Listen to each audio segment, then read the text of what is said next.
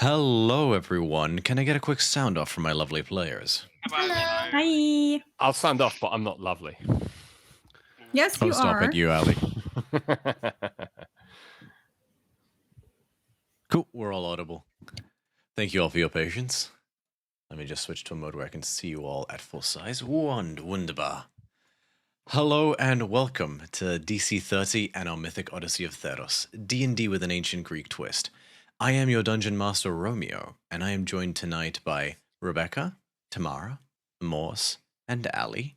Violet will be with us in a little bit, and Virla is unfortunately not feeling super well, so she will join us a bit later on. No, wait, she's not. She will not join us on another night. But we wish her all the best. Get well soon. Get some rest, and stay safe, Virla. We love you. How is everybody this evening? Are we all well? Oh yeah. Yeah. Sad that it's the end of the weekend. Very true. Very I've got true. to work tomorrow. Oh, I have the day off here in the U.S. Oh, great. Wait, what random holiday is it in the States this time? I don't know. Something. I was just told I have the day off. Nice. It's like noted. So if you don't want to go to work tomorrow, just tell them that it's a day off in America. I identify as American, okay, so you can make Yeah. it work. Yeah, exactly. Just call in American. You'll be fine. You could also identify as like a carnival-loving German, so that works. I identify as lazy, so I can't come into work tomorrow. I think the honest approach would work quite well. Yeah, that would work. Yeah. Begin first and foremost by a quick shout out. Thank you, Human Myriapoda, for the follow 37 minutes ago. We appreciate it. Welcome to the Hoplites. And singular announcement as always. If you like the content we produce and you want to see more of it, feel free to check out our Discord. And I think that little function is still not working. So if I can get someone to link in it manually, our Discord is full of fun highlights, tips and tricks on how to flavor your campaign for an ancient Greek D&D setting, all of that jazz, and more, and funny memes. Lots of them. Yeah. And as ever, plug the socials of the show. We are DC30 on all DC30 official on all platforms. If anybody has anything, does anybody have anything they wish to plug of their own accord? Well, in that case, let's begin with tonight's episode of our Mythic Odyssey of Theros.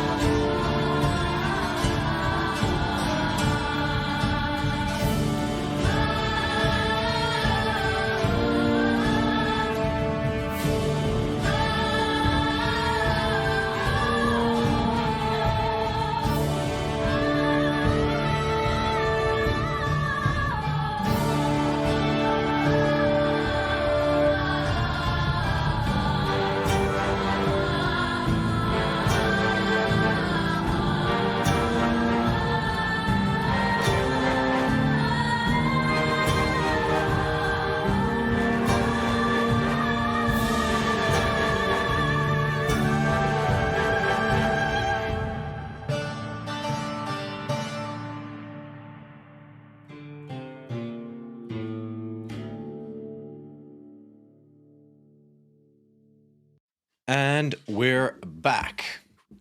So, last we left off,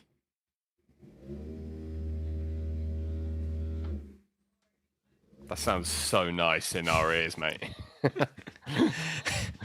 last we left off, you guys had finally managed to, with a bit of jerry-rigging, hoist all of Astraphis' treasure onto several. Basically, you all turned into Squidward in that one episode where he eats all the Krabby Patties, just bags heaving with. bursting with the coins of the Dragon's Hoard, but you manage to, after a teary goodbye from your beloved companion and ally, Delisa. Good riddance. Bruh. Hello? That's Popios talking, not Ali. Seconds.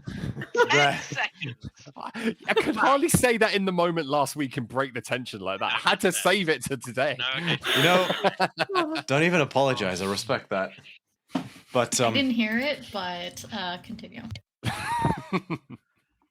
you set forth from the Isle of, as you later discovered its name, Siconia, with all the secrets you had learned about the wider world, about the ancient world. Pockets full of treasure, and another piece of divinity of the ones that you need in your grasp.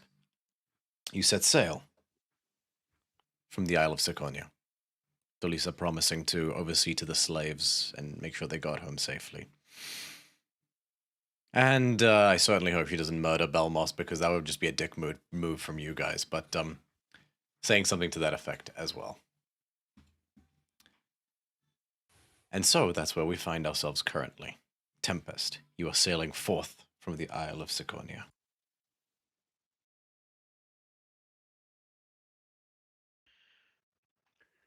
I assume that we are heading straight back to Meletis. That was going to be my first question. Unless there's any detours that Well, anyone that's would want the to question take. is, are there any, on the way back to Meletis from where we are there any other pieces of divinity that we could look to track down? Because we still need 2 or 3? The only thing I'm thinking is that we are overburdened with a lot of gear that we have left Astratus' tomb with, and we may be a bigger target because of that, or also we may not be able to take as much from other places because we're a bit down. But also, yeah, if it's like literally on the way, then makes sense. I'm also a bit concerned if we come across that what was his name? The dragon turtle. Yeah, I remembered his name. It's the one note I've actually got. Golor. I made a note. I'm getting there. Though it just says angry sea turtle as the bit next to it, which is not correct at all. But there we are. So I don't know. Do we have all the roles filled for the ship as well? With did Delisa take a role for the ship that I forgot about? Or... No, not really. Okay. All right. And we have crew. Also true.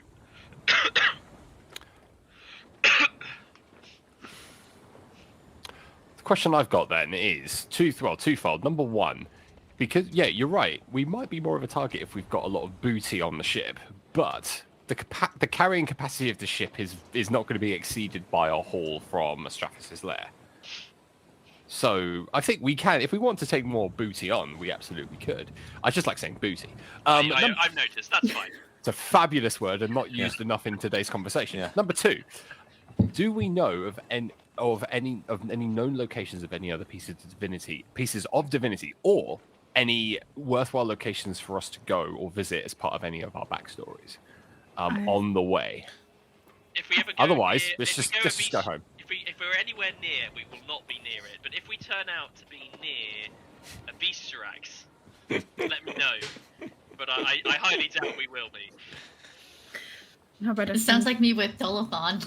Like, we will not be there, but if we are. Someone owes me a favour, and I must cash in that favour at some point. I don't even know what it is. It might just be that we get like a room for the night under the sea. It is like. I get the. Xanthia, you've heard of Abysiorax. It's a city of Triton that are basically deep sea Triton. There's it's located basically within the crevasse of a like bottom of the sea chasm, and it's like literally 6 miles below the water's surface. It's like one of those where even you, like who are built for the sea, feel an uncomfortable tightness in those sorts of depths. But there are Triton with pale skin and teeth like needled fangs and black eyes. Yeah, a little bit fucked up. Yeah, that inhabit those depths. People, basically. They're good Sorry, people. I'm They're not not like sure. evil or anything, but they're deep sea dweller fish Triton. I feel like he might just get crushed down there. Like, I don't. That's what Scotty's into. You do you. Yeah, I think the remaining pieces of divinity, they had to be earned rather than them being tied to a particular location. So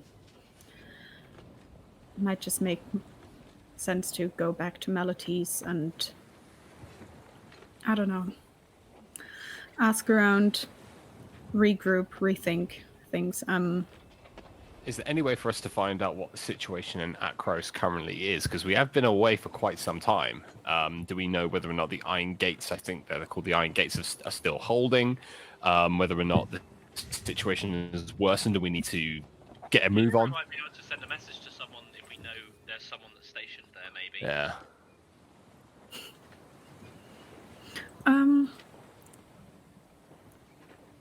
Hilaire can message them, but I don't know.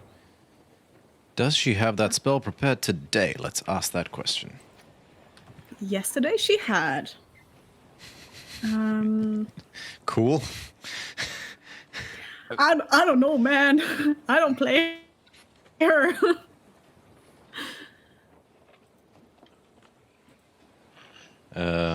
Let's have a look. See, Mythic Odysseys, Theros, View Campaign. Hilira.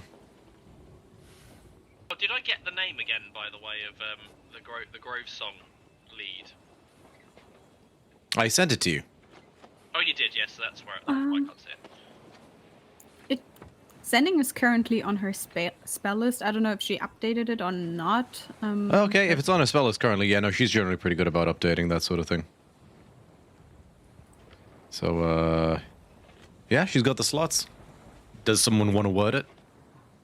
I won't RP her out necessarily, but does somebody want to just word it blankly Who or is in a she vacuum? sending it to?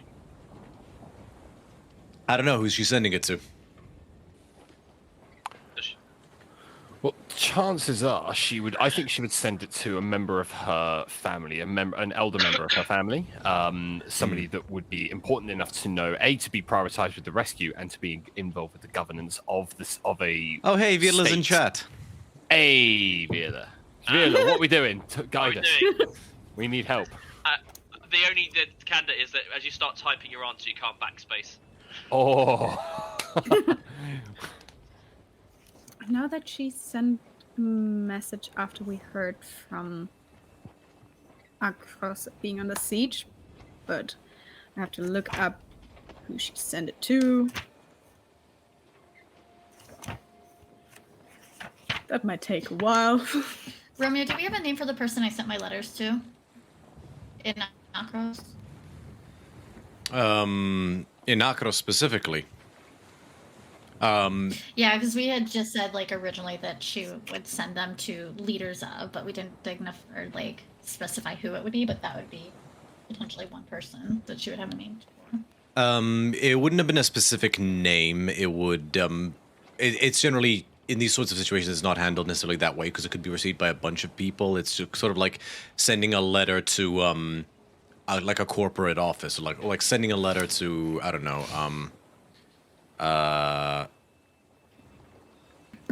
God, I'm blanking on, and sending a letter to Microsoft headquarters. You would just address it to Microsoft HQ and like a to those that it concerns. Yeah, pretty much. So there wouldn't have been a name specifically. A messenger would have simply been tasked with getting it to a chain of a chain of processing, and to basically just be verified, and then it would go up the ladder and sort of do that sort of thing, which would have been the same for all of the letters. All of the letters would have been more of a formal summons.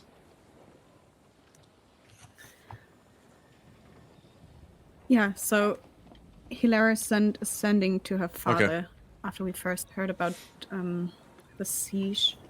So I guess she could do that again. All right. How are you wording it? Oh god, why do I have to do this? You don't have to do it. Somebody does. And what was the relationship that she had with? I guess it's. Strenuous, I think. She's being forced to marry somebody that she doesn't want to, and she wants, and we know this because she wants to get with a Triton Paladin, quite a lot. You do notice a bunch of octopus sucker marks all over Helena's neck this morning. I don't. Wow. Xanthia, control yourself. Control your appendages. Okay. So Since when does she have suction cups? She does. So they're on the underside of her tongue. Oh man, that's even better. do you want to word it, or I'm happy to as well. Would you rather do it? It's just important that you start out with "Hi." Yes. Oh yeah. Hi, it's me. Hope you are doing well. Still alive? How's Akros? It was really bad before. Still bad? We will get help soon. There's a moment before you hear her. She hears a very gruff voice. Helena.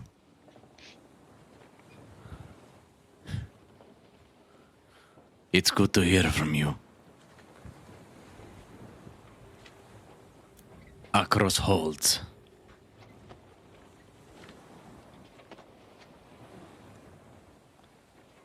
I closed my rings for the week. Sorry, stupid watch. Akros holds. Food's starting to run low. It's a game of chicken they're inevitably going to win. That's all you hear. So she will relay that and go, it seems okay, but they're running out of food. So we should hurry, I guess. Well, based on that, my advice would be to potentially go after at least one more. If starting to run low means that they've still got a few of the slaves to eat yet, so we're good.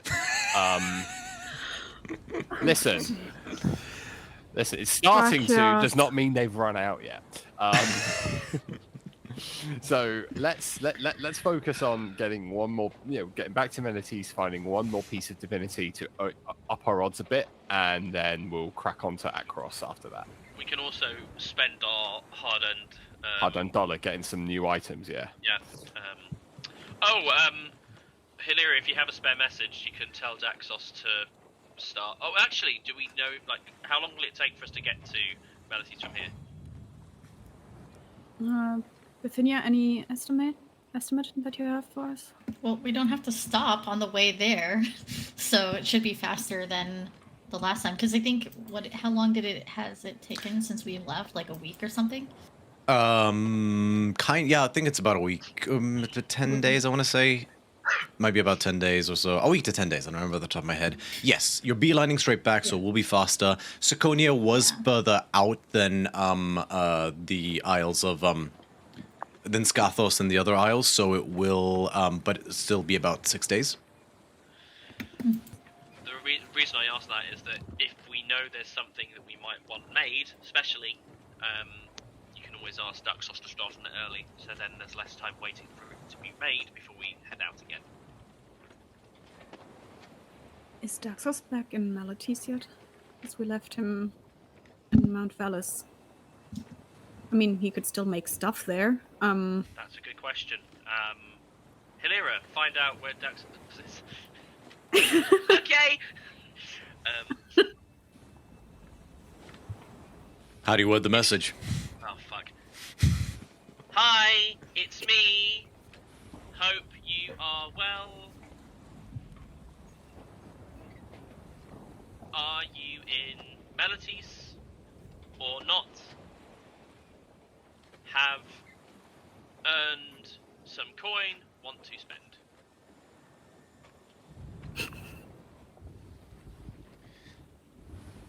There's a pause.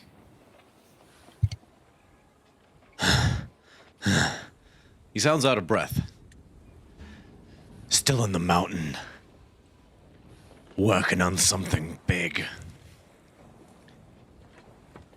afraid I cleaned myself out to appease Thraxes, but I'll meet you there when it's time with a surprise. I don't know if that's enough words or not. I wasn't counting, but I think so. So that's a no for meeting him in Meletis. At least initially, he's still in the mountains, but he's working on something big. How big? Well, he seemed out of breath, so I don't know if he was doing something else, but or working on that, but I don't know. Shall I send him another message?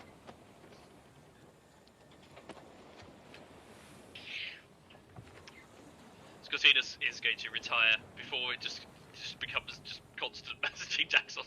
Yeah. And I'm going to spend the 6 days working on my alchemy skill.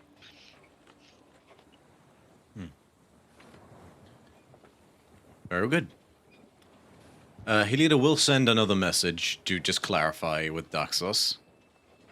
And he'll basically respond, I'll meet you at Akros when it's time. Let me know.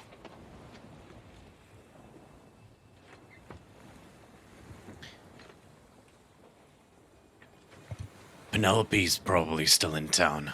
She might have some stuff. And it is Meletis. Shop around. Shop around. Go. So yeah, then let's head back home Alrighty. and go on a shopping spree, I suppose. I have missed the long drop.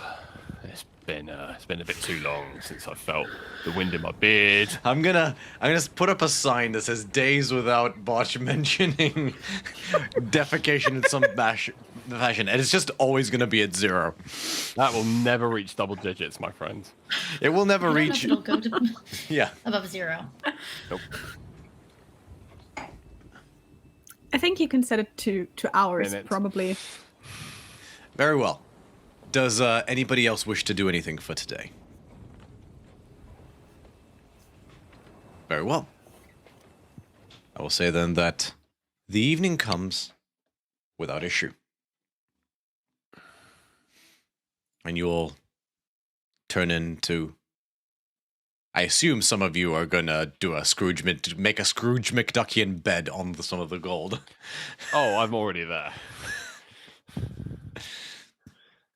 I'm proper Roman in it. Yeah, I've got my, I'm in my loincloth. I've got, sweat beading down my body as I'm just there, like nestled in with my head on my hand. Yep. Just like, yeah, proper We free do ball in character it. art of this. Character Yeah. art of Bacchus Yes. and coinage. Absolutely. Oh, I'm all about it. I'm all about it.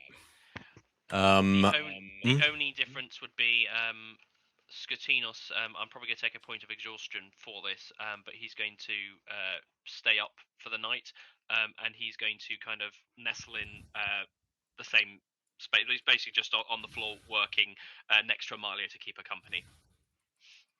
Okay. Because she's probably not feeling too great with everything. So he just quietly just stays there and works in her company, but he'll work through the night. Okay.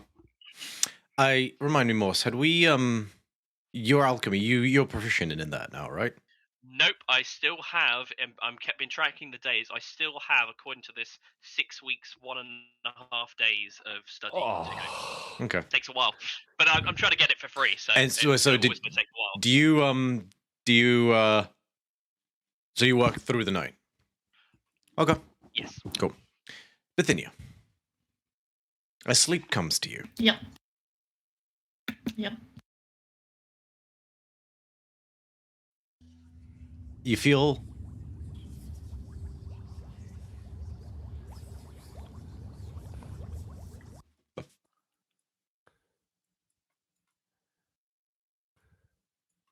She's probably sleeping on her new book of this.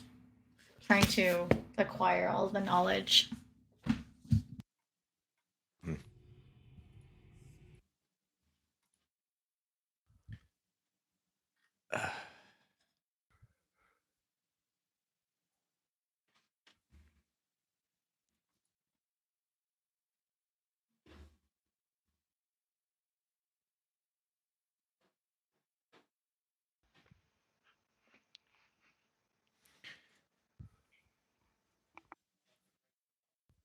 Okay, whilst I'm waiting for that thing to get its shit together, I think I'm still... for fuck's sake. Okay, so... Is it...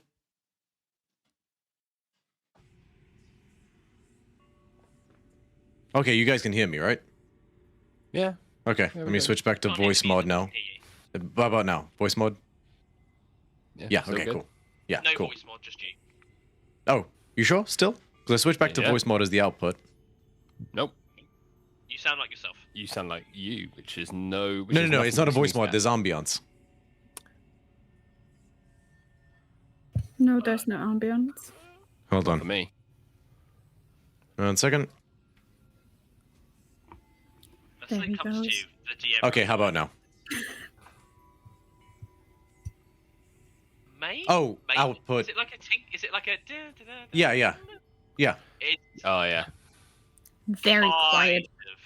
Okay, hang on, let me... Dong, dong, Dong dong. dong, How about now? dong, dong. Yes. Okay. Made it a bit louder. Okay, Bithynia. Sleep Yeah. takes you. Sleeping. And you feel a familiar, cold, hard marble floor. And as you stand up, you basically open your eyes and you see a familiar, impossibly tall black darkness of like a ceiling that stretches beyond your sight.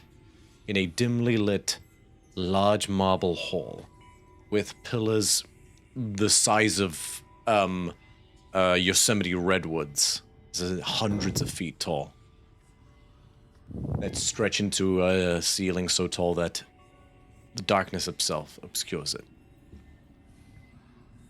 Familiar place to you. But what's not familiar is the sound you hear. Boom. Boom. You feel the ground quake slightly at the sound of thunderous footsteps. Boom. Boom. And you hear a familiar snarl coming from behind you.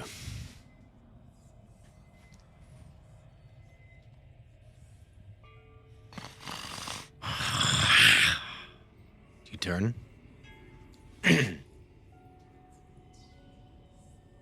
Bithynia, do you turn? You turn Yes. around. Mm-hmm. And you see a familiar female sphinx who's missing a hind leg. Wait, no, hind leg. Who's missing a front leg. Half her face shorn off. Heavily scarred from a long time ago. You see Nesephis. And it's at this point that the sort of faint blue light that dimly lights this enormous chamber turns lavender colored as she's staring you down.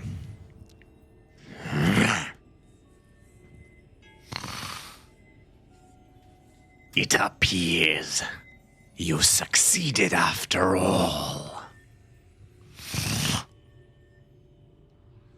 And as she looks left or right, she's like, I guess that depends on what we consider success.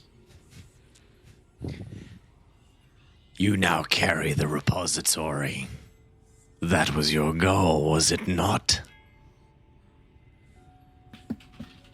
One of them, yes. She leans in real close. Don't play coy with me, Bithynia. You may speak plainly here. I suppose congratulations is in order. 1 second. I suppose congratulations are in order. I guess we've accomplished so much, and yet we have so much in front of us. This is one thing that we are fortunate to have completed together, and yet we have much more to complete. You're like him in many ways, you know. Always speaking in cryptics, obfuscating, trying to refrain from committing to a statement or position in the hopes of avoiding scrutiny. And yet, here we are. Congratulations, and more to do. It's like a position of being humble more than avoiding things.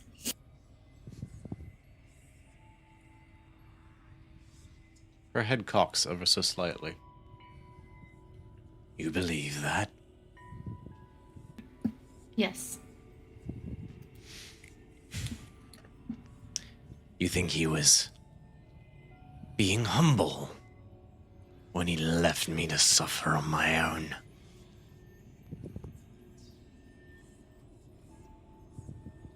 I think there's humility involved in everything that we do. I can't speak for them. I can only speak for myself and what's happened in the past for me, and the ability to potentially honor that going forward.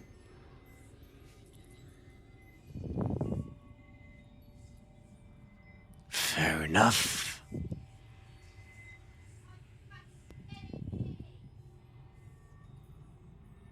Tell me, have you tapped into the repository's power yet? Do you Yes, I feel have. it? Feels good, doesn't it? She'll look down. It feels like a power that has yet to meet its full potential, but so far it has aided us in more than one endeavor in the short time that I've had it. So I look forward to the future and what it can do, not only for Tempest, but Theros as a whole.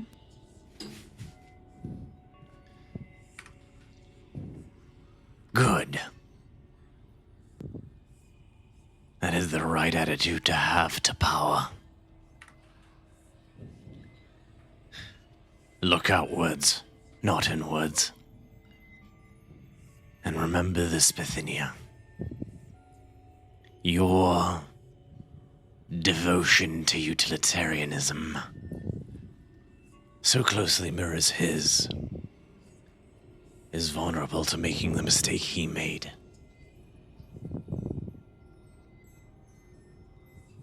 The mistake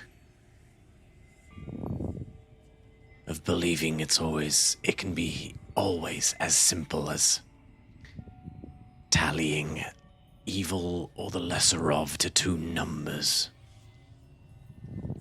or simply looking at everything in a black and white or mechanical lens. You must remember,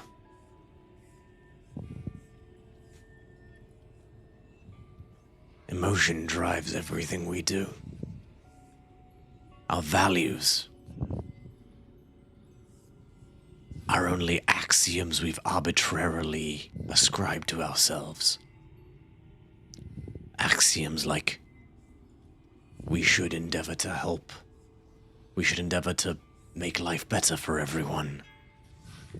Or, it is good to avoid unnecessary death. Take the universe, grind it into the finest powder, sieve it through the finest sieve, and show me, Bithynia, one granule of justice, one shard of mercy. These are things that aren't true, and we believe them because we wish them to be. You need to believe in things that aren't true, Bithynia. How else can they become? Remember that. Remember that. Ultimately,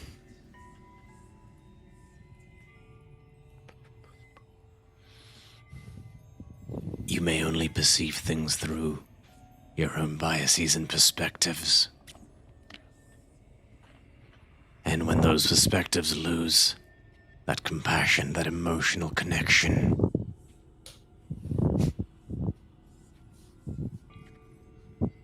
then you're liable to make the simply, objectively logical choice. Whether or not it's necessarily the right one. But you've proven me wrong already. I thought you would all die. Perhaps you'll prove me wrong once more. And she releases a breath that releases a lavender mist that comes to envelop you, Bithynia. Before you feel a burning pain on your hand. And you look at the back of your palm and you see a lavender-colored glowing glyph on the back of it that resembles the symbol of Nesethis.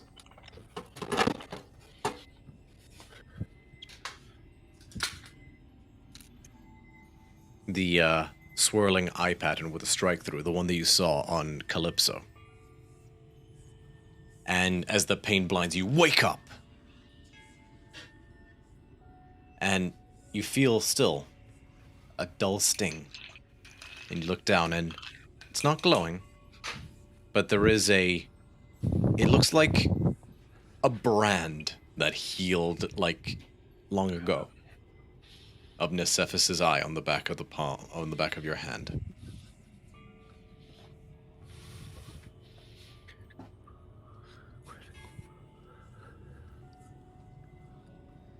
Okay. So she's branded, like visibly on the back of her hand. Yeah. Okay. So she is going to go to. Is it in the middle of the night still?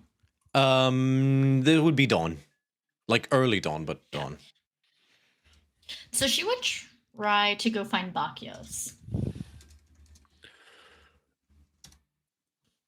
You find him nestled on a pile of money, just like legs spread wide, the loincloth barely covering his shame, just snoring. Can I just double check, by the way, Xanthia, have you officially claimed the belt?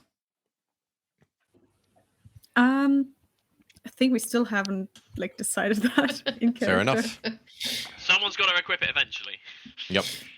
Just gonna quickly refresh Video Ninja 1 second. Oh, I refreshed the wrong thing. This is gonna kick us out. Nope. Oh. No, it doesn't kick you out. No, it doesn't kick you out, but you'll if lose there me was, for a like- second. But I'm back now. We're all good. Okay. I would probably grab like, I don't know, like some grapes or a sausage or something on the way to like have something ready for him. Grapes and sausage, come on. I don't know. You arranged those in the right way. It could look like a different snack. I know my way to his heart, I guess. Maybe. I don't know. It's the Way to Not this a- man's heart is not for a cock and balls. Let's put it that way.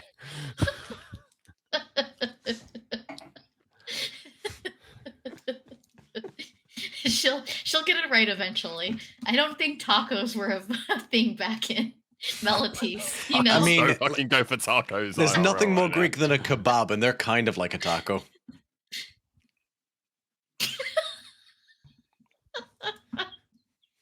well, I don't think Bithynia is stopped by a kebab stand on the ship, so she's just gonna bring some snacks and look, and I don't know, nudge his foot and be like, "Bacchios, rise and shine."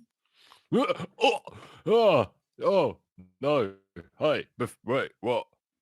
Are you here for some, some good times? Because, And she's gonna look up, trying to avoid his like manhood, and she's going to hold out like a sausage and grapes and be like, "Well, I brought you some breakfast, but I had some questions for you. If you have a moment, I don't want to interrupt No, but your." no. this. Listen, I'm used to waking up pretty damn whenever I need to, so you go right ahead, oh Biffy. Come on, what you got?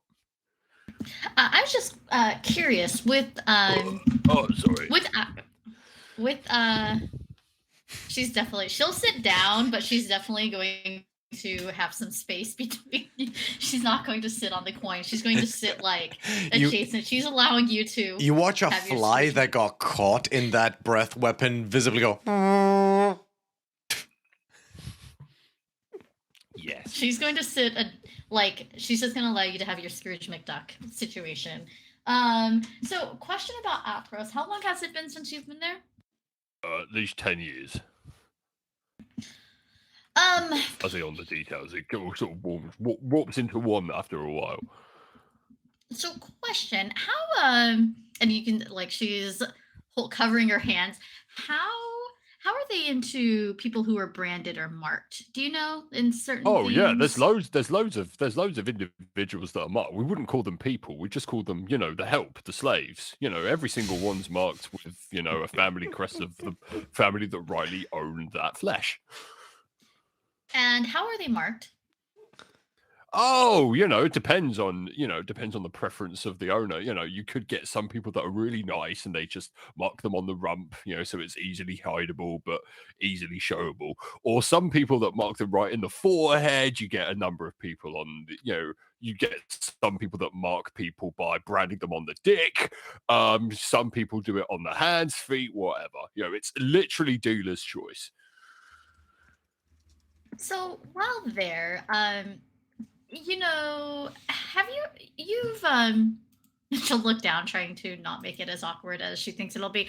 So I know that you've had at least one run-in with Sphinx before, but how is Akros as a whole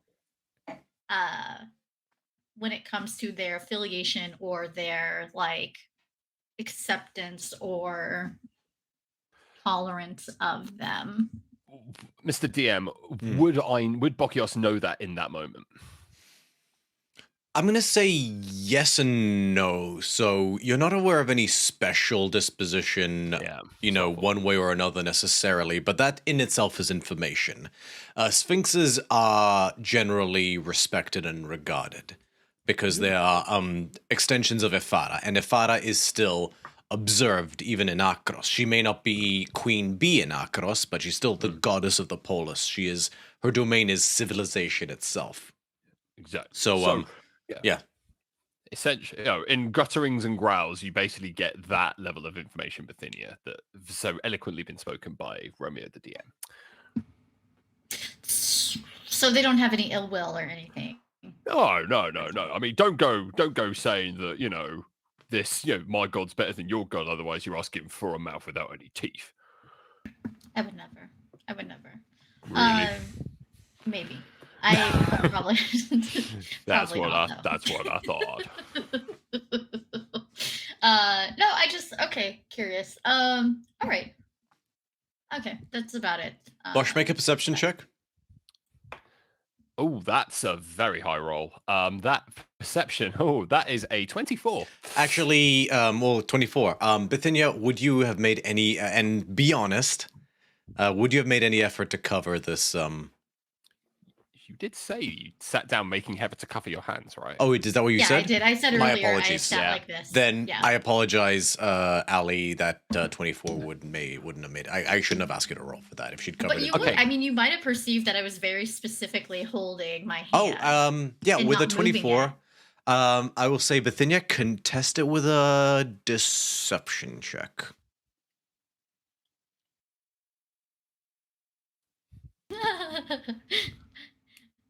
D&D Beyond dice suck. I got 11. Okay. Let me give me a moment to think how I'm going to do this. Okay. Yo, Bithynia. I just wanted to say, it's been a bit of a roller coaster of an adventure. Let's say that you and I are far from kindred spirits, shall we say? You're obviously really smart, and you do your best to be tough, even despite your Meletis ancestry. But I've just got to say that I am super impressed, and you have earned my respect, at least to a modicum. All right, and I'd love it if I could shake your hand. And so she will look away, not making contact, and then put her one hand on her hip and shake your hand. Which hand is your brand on? I don't know. she's my right hand. What's your non-dominant hand? What is Bithynia's non-dominant? Left hand. It's on her right left or hand. left-handed? Oh, it's on her left hand. Oh shit! And I Good shake it. I would grabbing her. Okay, I would like to reach forward, grab her by the wrist, and then attempt to sort of pull her in close so I can see her hand because I'm really intrigued. Okay. PvP. Make an athletics check. Bithynia, make a athletics or acrobatics check. Oh, you're not going to like this. I have a +10. Hold on. You said, what is it? Athletics or what? Acrobatics. Well, I've got a +1 to acrobatics, so let's go. Oh, Can I no. put the strength? Oh, no. I got a natural 20 for a total of 30. I don't think you're physically capable of beating me. Can I use the strength belt before I do this roll? No. I'm all for it.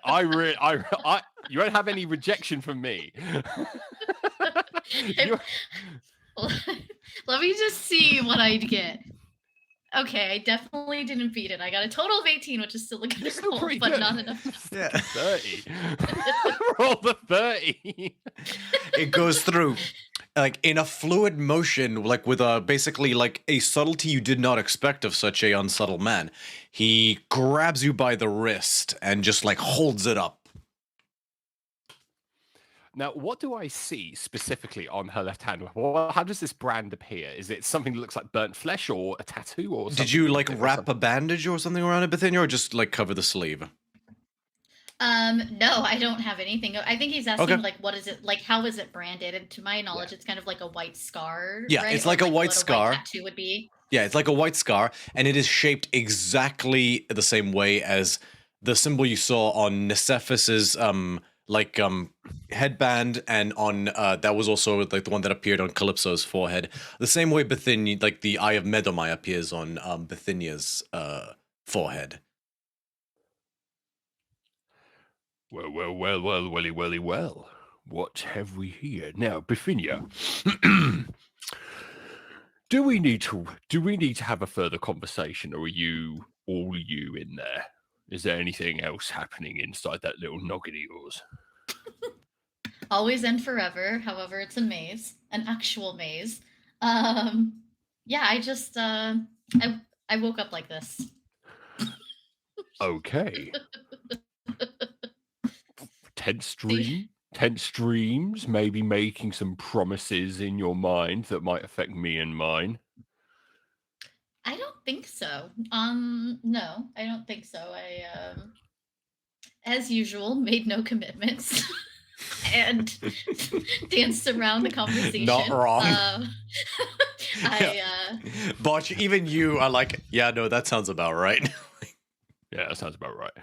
Okay, free word of advice, oh little Bithy, and you feel me grip you ever so slightly too tight for comfort, so you feel the blood start to be restricted from your hand.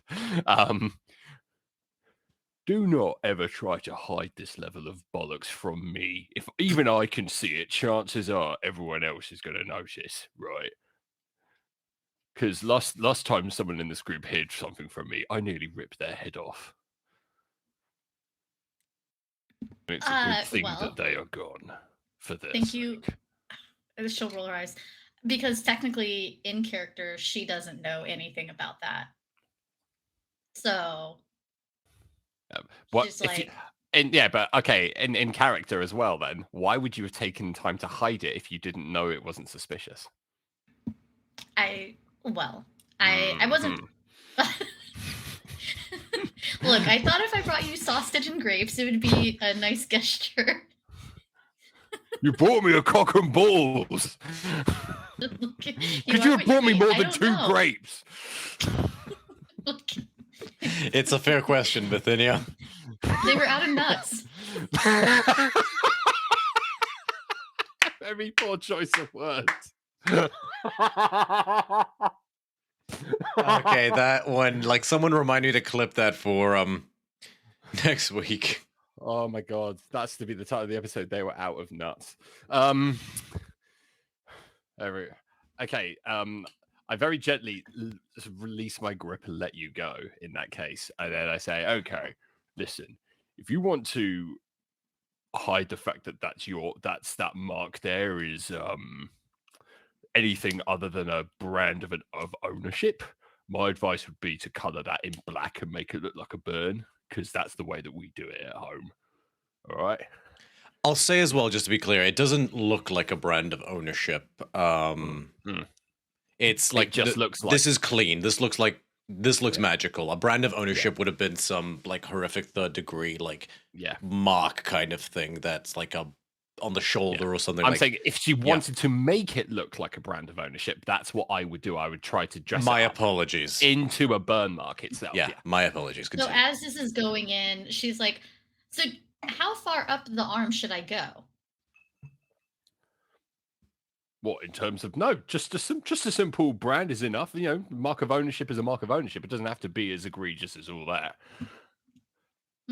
Okay, good to know. Plus, it depends. If you're a house slave, right, and you're meant to look nice, it's not going to look really good if your whore's arm is completely flayed off with burnt flesh. That's not good business. I mean, you did say that they mark genitalia, so I don't know what they're. Oh yeah, but never women's genitalia. Come on, we're barbarians, not monsters. The line is hashtag oddly wholesome. Yeah, it's a very thin line. Listen, the line between one and the other is very in Akros. The value of a good bit of pussy is very high. The value of cock is very low. Bruh. This is. And you wondered why I kept my mouth shut during Lisa's departure. Is this you making up for lost time? Oh yeah. Oh, you know it is, mate. So I love how I described Akros as a surf state, and like y'all have made it out to be literally like Yunkai from fucking Game of Thrones. Of course. No, Yunkai's a surf state as well. No, it's like outright slavery with like collars and shit. Oh, sorry. Yeah, I'm okay. Maybe maybe it's gotten a bit tamer in the last 10 years. Who knows? Okay. Well, thank you, Bakios, for your insight. My apologies for making it seem like I was trying to hide something. I was, but I guess the apologies for thinking that you wouldn't find out. So listen, I guess that's fine. Just don't presume to think that I want a cock and balls for my breakfast ever again. That was the real crime today. Noted. I'll stick with the cheese next time. A different joke just came up, and I'm like, I have to remember that I'm being recorded right now, and I can't say that. Oh. Anyway, there are so many things. Anyway, thank you very much, Bithynia. Anyway, if you want me, you'll know where I am, and I just spread eagle back down into the gold and get comfy again. And she's going to look up and just try to avoid acknowledging or giving any form of attention or pleasure from knowing that you are comfortable or otherwise making yourself happy. I mean, he is pretty built, and he's got he's like jacked, but got a slight dad bod thing going on. I don't know if that does it for you, Bithynia. There's definitely paunch hanging over the over the loincloths, over the loincloth kilt.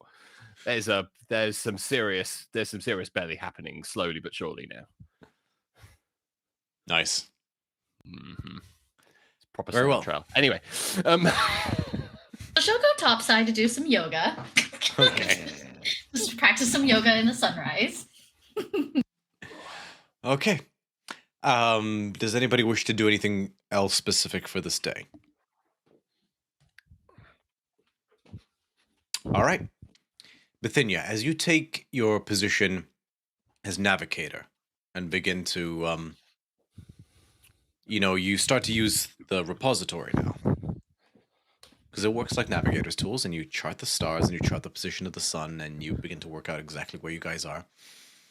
You feel the symbol on the back of your palm begin to itch. And as you do so, it's like, there's a moment of focus like distraction melting away, and a lot of the nebulousness of you look around and it's weird. Things seem to become clearer as the sort of itching flares up a bit. In the same, like, this is going to be a very niche analogy, but like if you've ever, as a ADHD person, like that first moment you take Adderall, and it's like all the distractions, like all the just melts away. It's like, you know, before it was a bit nebulous, the position of the sun, like there's an aura on the Siren Sea of fuckiness within you as the as it progresses to an almost like hurts ever so slightly, like a dull burning ache. That fuckiness, that aura of fuzz, that aura of distractiveness that has doomed many a Theron sailor melts away. And thus is the boon of Necephis. The, you guys are now, or at least Bithynia is, resistant to the fuckiness of the Siren Sea. Nice. So, that means a different random encounter table that is much friendlier is unlocked. And to that point, can I get someone to roll me a d20? Oh, you shouldn't be me. I've already had my luck for this session. I can do it. Oh, Xanthia, yes. Tamara, you're my favorite random encounter person. Do it. No fear. No fear. Let's go. You won't believe it. 1. No. Oh God. Right. Best roll to start rolling those new character sheets, lads. I mean, yeah, this like we're gonna like the Dragon's Horde is just gonna sink. Like we're just it's just downhill. Hey, guess what? On the upside, we're gonna see a Bestiar X a bit earlier than planned. We end up Campaign in 2, Faerun. here we come. Okay. I'm just gonna say, be glad that the be glad that table. Yeah, be glad that it's a new table, because I'm almost tempted to tell you what the old tables one would have been. Yeah, please. Would it be the Dragon Turtle again, surely? We would have come back with that. No, it'd be worse than the surely. dragon turtle. Oh my god, it would have been the snake lady. Worse. Tiamat. Worse. Our ship is a mimic. Yes. Our ship was a mimic. Tiamat. Was At our least ship a Tiamat mimic? results in death. That's never a good sentence. What? Tiamat was one on the old one? Okay, all I'm gonna say is just remember this: Odysseus thought he was gonna have a pretty easy journey home too. Oh, you Oh, motherfucker. no. Okay, alright. Theros 2.0, let's go. It literally would have been like, no, I'm not even gonna say it. It is for me to know and for you guys to obsess over. But Well, always glad to serve the nat ones on the random encounter table. Thank you. Thank you for the new encounter table, Romeo. Thanks for the new character sheet, Xanthia. Yeah. Welcome. that being said, you're not completely out of the woods. Alrighty, let's do Open this. sea. What have we got? Alright. It's a calm day. Largely uneventful. Doubt. For now. Can I roll an insight check on the day, please? No. The day is come. And morning goes to afternoon, goes to evening.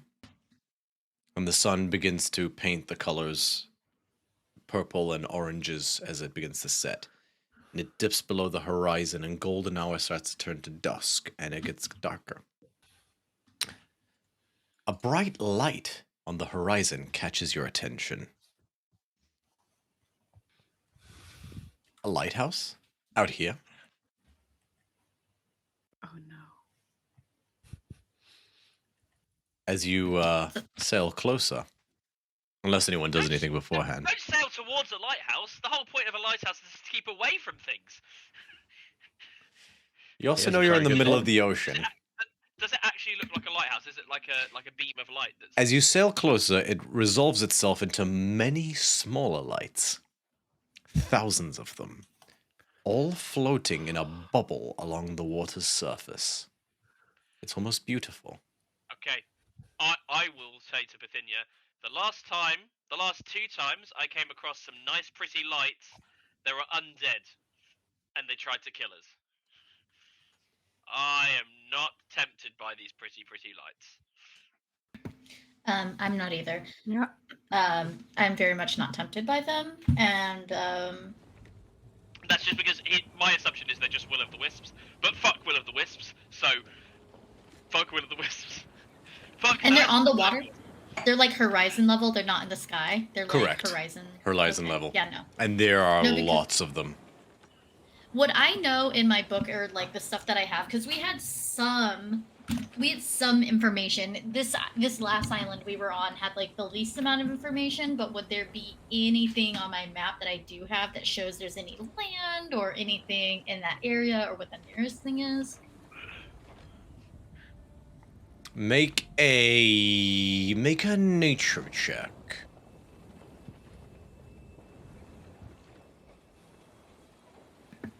So I got a total of 21. I'm like looking at the map, trying to see like if maybe this is something that, because I didn't see it on the way over here. You see the bubble But more closely now. It looks like an enormous jellyfish type creature, an amoeboid, a distended amoeboid. You recognize what seemed to be just like a swirling pattern inside of it. You actually realize is thousands of tinier amoeboids swirling inside of this large one, young, ready to burst out. And as you guys get closer, actually, there's a point. You guys are well within 1,000 feet of this thing at this point. I need everyone to make a wisdom saving throw. Fuck! Everyone can add a +4. Not everyone can add a +4. Is it a magical effect? Besties who are here tonight can add a +4. Fine. It is no. This would be more a natural effect, more akin to a dragon's breath. I'm gonna say this. Yeah, this is this creature's passive ability. No, that's fine. Can I confirm whether or not I have the first level of exhaustion? If you didn't sleep last night, yes. Okie dokie. Do you want me to roll for Hilera? Yes, by please. The way? Alrighty. But it's a saving throw, so I don't have disadvantage on that. So, just, do you want me to do Amalia? Yes, please. I got a 16. Succeeds. Dirty 20. 26 for Xanthia. Jesus Christ! How the hell is she that? How the hell are you guys that wise? 16 for Amalia, 19 for Skatinos. Succeeds. And for Hilera, it's a 17. All succeed. You are not charmed by this amoeboid, but it is getting closer. Okay.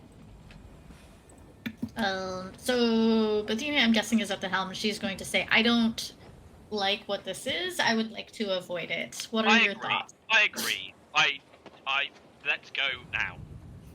Yeah. I'm too tired for any of this nonsense. I still think they're will-o'-the-wisps because I'm that tired. So I'm like, no, let's have enough. Let's not. Bye. Okay.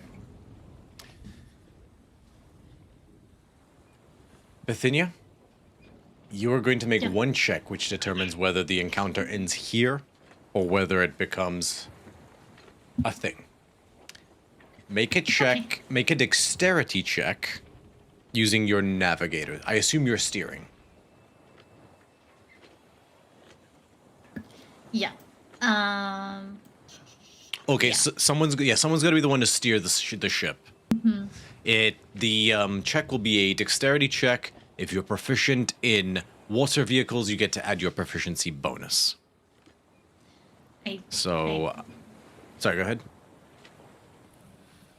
Hold on.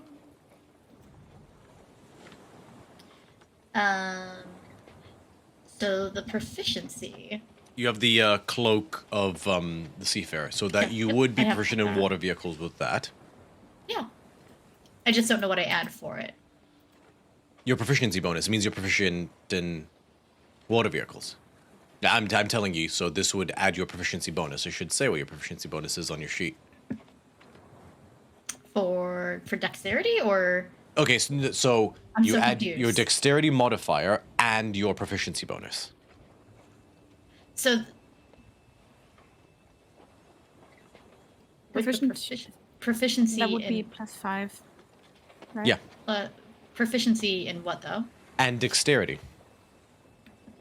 No, I know dexterity is +1, but there's no like. What am I rolling? Which proficiency? You're rolling a dexterity check, adding your dexterity modifier and your proficiency bonus. Yeah, your proficiency bonus Right. is Roll a plus d20, 5. add your dex mod, and your proficiency bonus. Yeah, that's all you. Yeah. Right. Yeah, so I rolled dexterity. I have a +1. However, there's no like added thing on the Okay, seafarer's that's fine. You cloak. don't need It's yeah, +5. so your proficiency bonus is +5, so you add a Okay, 5. okay. So that's 21 total. Oh, there you Sorry, I was like, I don't see the number, the +5. That's not adding up for me. That's alright. 21 total. So it's right next to your movement speed, just FYI.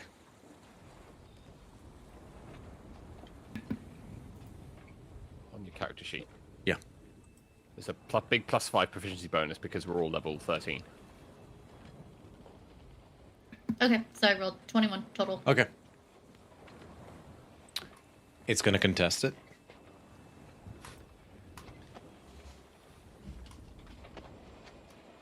And it just gets a straight +5 to this roll. Okay. I'll let you guys decide your fate. Actually, I will actually have a plan for this. I'm going to use the brand new dice. That, Oh, the one with all 20s on it. Yeah. No, the alchemical dice made by Wolfpack Dice. Ooh. Nice. Ooh. Very nice, very nice. It's for you.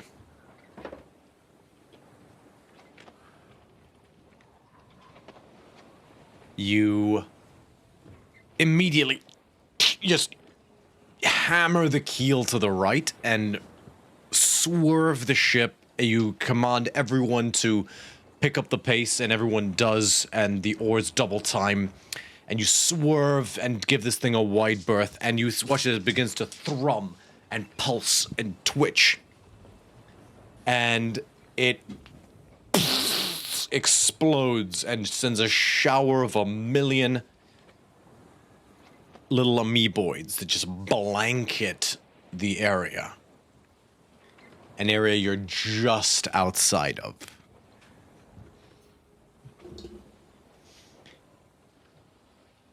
And you're able to swerve by as you basically are to the right of this. It looks like if you've ever like been out on a boat and you see like a school of jellyfish. It looks like that, but it's glowing. And these things are almost more like, they're more like sacks as opposed to necessarily. They look a little bit like a Portuguese man of war, but without the tentacles. Like these little like gelatin sacks that afloat just beneath the water.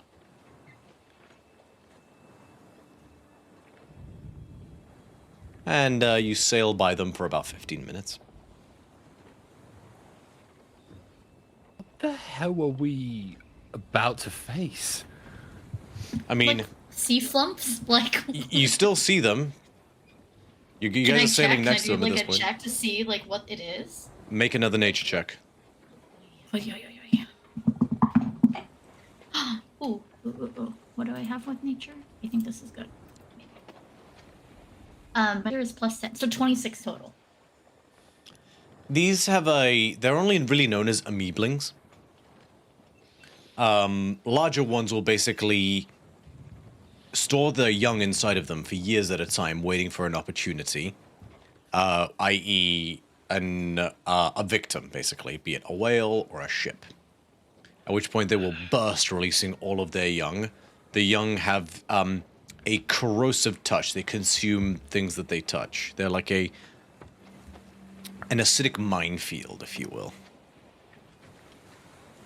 And have dissolved many a hull of a ship, sending them to the bottom of the Siren Sea.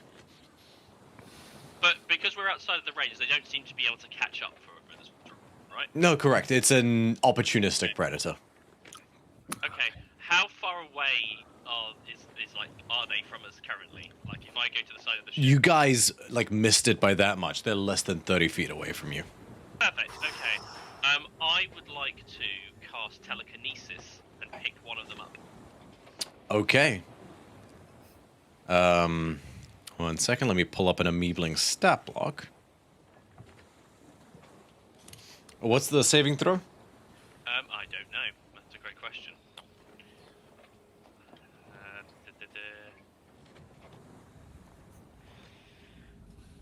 When you can try and move a huge or small, make an ability check on that. If you win the contest, you can move the thing up to 30 feet in any direction until the end of your turn. The creature is returned when your grip. So it is a. Oh, it has to be a strength check, and I have to do a spell casting ability. It has a -3, but go ahead and make a check. Hey, okay, so it's got a total of 12. It rolled a 15 -3. I'm trying to work out what my spellcasting ability roll would be. Is that just the flat modifier? Charisma, Not an yeah. attack? Yeah, just charisma. Yeah, +4. Okay, cool. Well, then we should do d20 +4. Ah, it wins! It I rolled wins? an 8. Yeah, I rolled an 8. An 8 total? Mm-hmm. Okay. 4 +4. It basically, it like wriggles these little like tendrils, and then it just like.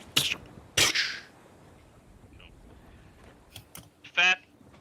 I can do it every round, so I'll try again. All right, you tried a different amoebling. Ooh, not as good. This one rolled a 6 total. Okay, yeah, 15. Okay, yeah, you and you pull this out and you pull it towards you. I'm gonna cover it over keep it over the edge of the ship, but I'm investigating whether or not I feel that it's because I don't know what it is. I'm just kind of looking at. So what does it do? Like how is this threatening? I'm just it's just slowly rotating in the air, and I look to Bithynia. I don't. You said how is it threatening? I don't know, but and then she's like motioning to the world. But if it was, we're kind of up the sea. With a 26, I'm gonna just DM you this creature's stat block, Rebecca, and you can interpret in how Bithynia would phrase it to people. Okay. So she's gonna look at it. And, yeah. So she'll say, there's more of them than there are of us, but they multiply, and so they are very particular. There's a very particular way in which they have to go, and if they are killed with anything other than like something that's freezing or burning, it will explode. So they're like little bombs all over. I see. So they have to be frozen or burnt to be able to keep any good stuff from it. Yeah. Yep. And that's not all, but it can stick to things. So do you remember the couplet when it was stuck to the dragon turtle's face? Yeah. Imagine these all over us. Right. It's not ideal. And they dissolve the things that they're stuck to. So I'm Scottinos is in tired brain mode and is trying to think whether or not there's a way that we can salvage some of the acid in a alchemical format, but he's too tired to work it out, so he just throws it 30 feet away. And just throws it away. Like, it's too soft to spluff, so it just it splatters on the water's surface tension, then sinks down. In my brain, there's no small Hilaria in the background, like, no! #plan bomb! Yes. Okay. Very well. The day comes to a close. You avoid the amoebling minefield. The amoebling minefield. What a name. Scotinos, do you go to sleep? Yeah. What dumb idea was it to stay up and research? I mean, who knows? Okay, yes, I sleep.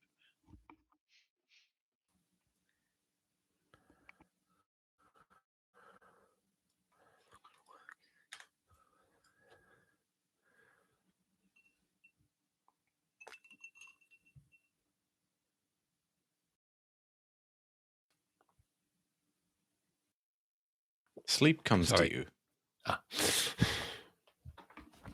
Skotinos. Hang on, I think I did this wrong.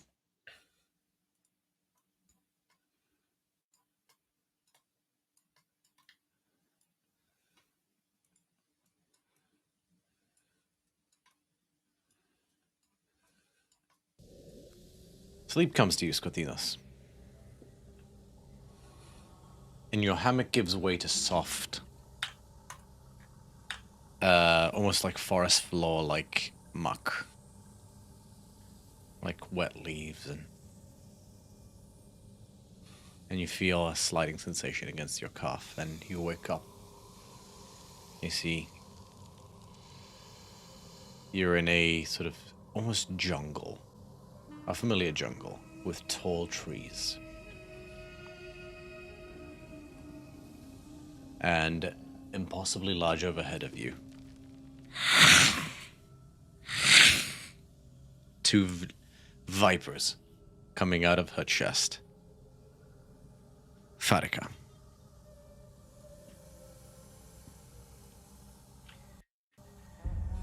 Oh, sorry. I don't want to fight her. I am. You've been busy, disciple.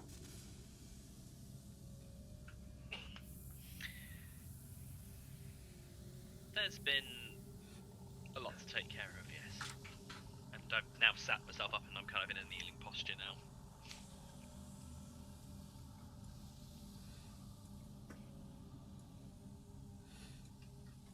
She flexes her hand.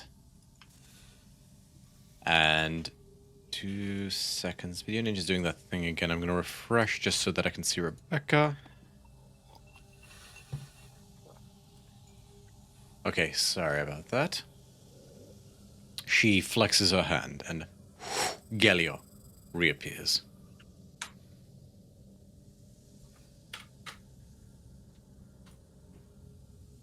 And what have you learned?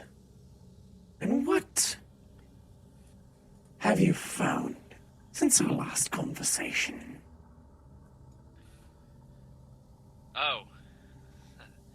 Yes, I'd almost forgotten that stumbling block.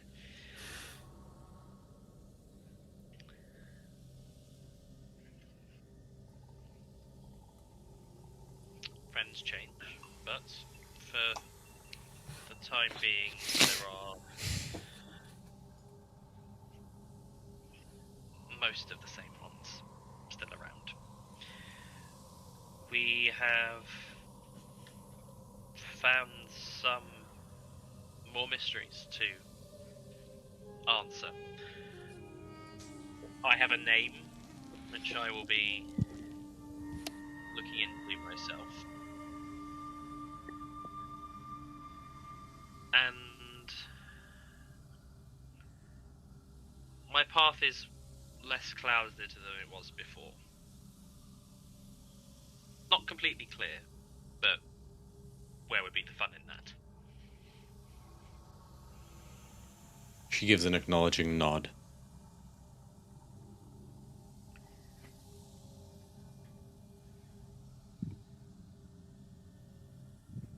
And what of this weapon? What have you learned of Gelio? And your wielding of it? It's a funny thing. And, again, I recognise this is in a dreamscape, but I attempt to bring the blade to me by effectively subtle casting telekinesis to kind of bring it to my hand. Seems to work. And I kind of just like starting. I basically I'm just kind of inspecting it, sort of like a craftsman does with his tools. I feel pangs of exuberance or flirting with the boundaries of control when I use it. I change a bit, but I am prepared for it now. It was a bit much to begin with. As you said, he was one that played on the knife's edge between light and dark, and tipped too far one side. I will use telekinesis in the thing to cheat, and I flip it over and I'm balancing it as if I'm balancing on the pinprick, but it's being held by the telekinesis. But I can see, and I'm slowly kind of releasing the grip to kind of, as if like someone's holding it, like I'm trying to get, you know, those things where you're trying to carry a blue. But I'm kind of doing that with telekinesis while I'm playing. I getcha. Nice. I can see how far to push it, and I do that for I don't know how long time passes, but I do it for a little while, and as I feel it start to go too much, I use the telekinesis is about to fade. I kind of bring the blade back into my hand. And You're afraid of it. Good. Fear keeps you honest. Fear keeps you rational. Keeps you from teetering over the edge. You just cannot let it paralyze you. And you do not.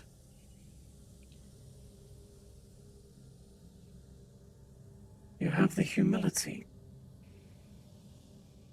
to flirt with danger. A trait that the lack thereof has doomed so many to hubristic tragedy.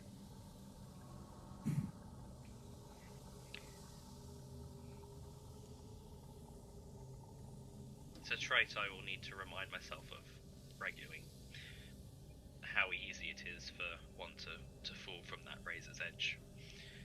But I am quietly confident.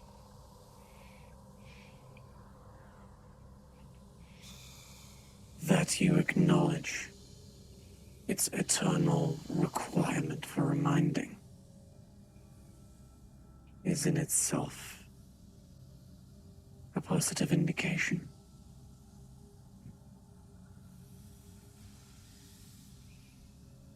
Our philosophy, our purpose in existence is to have the wisdom to flirt with boundaries. And you have, Skotinos. And she twirls her hand outwards as a viper, like a normal-sized viper, coils round her finger. And she flicks it at you. It literally catches you in the mouth. And before you can react, it goes down your throat. And you wake up.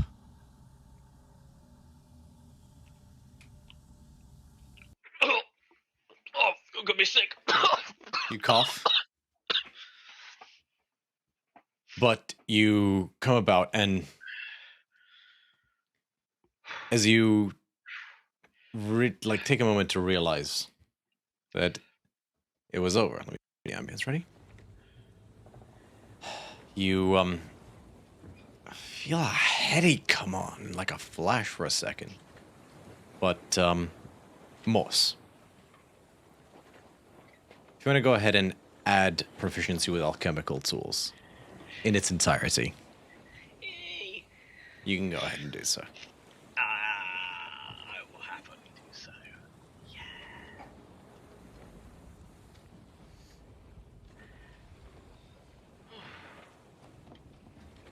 He's a very generous DM tonight. And just something if I had a complete do-over of this campaign, I would have definitely given you guys a little bit more downtime to refine some of that stuff. As in like actual like breathing room between everything, because like I actually looked at the amount of time that's passed between each adventure and whatnot, and it's all been a bit, cascade.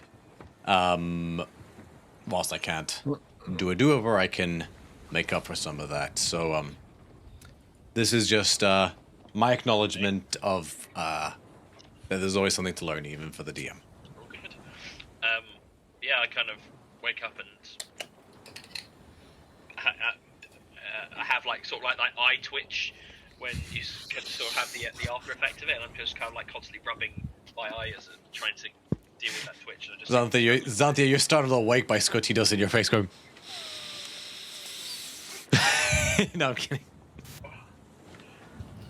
You good over there? Yeah.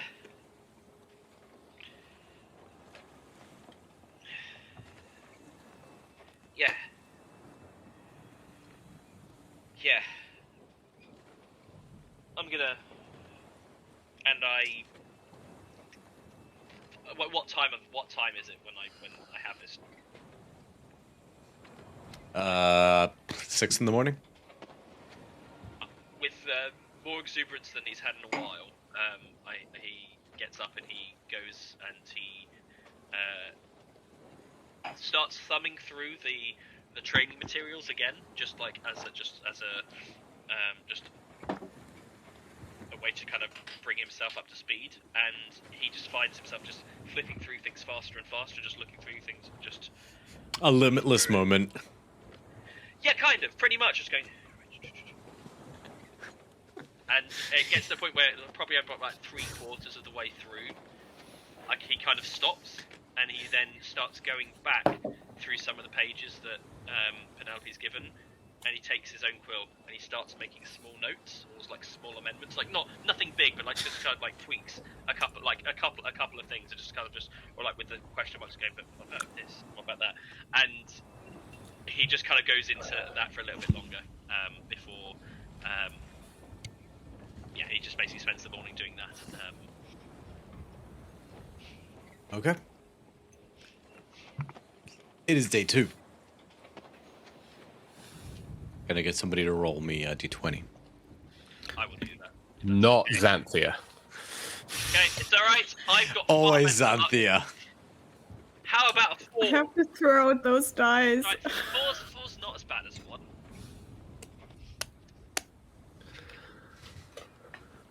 All I remember is 7. I think is calm winds, and it's much faster. It's the only But number it's I a- remember.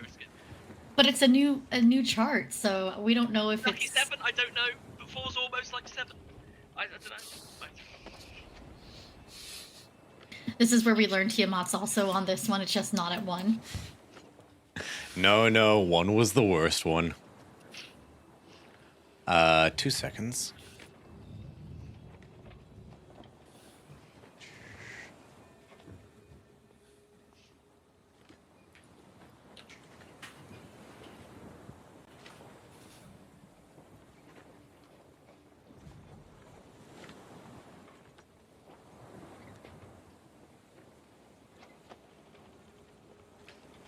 Bithynia, you are the navigator.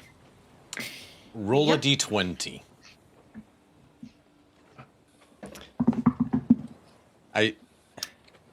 Any modifier? There is a modifier that I am determining preemptive. Don't worry, I'm factoring it in. It's 8. 8. Okay. I want to be clear. This has nothing to do with anything Bithynia did. I just picked on you to do the to randomly determine the severity of something. So 8.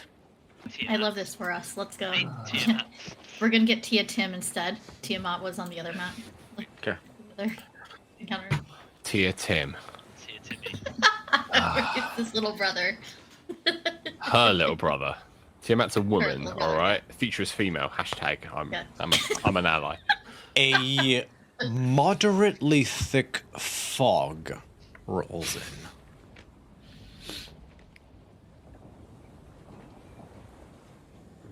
Somewhat obscuring. Does it feel like super localized, like abnormally so, or? Make a nature check.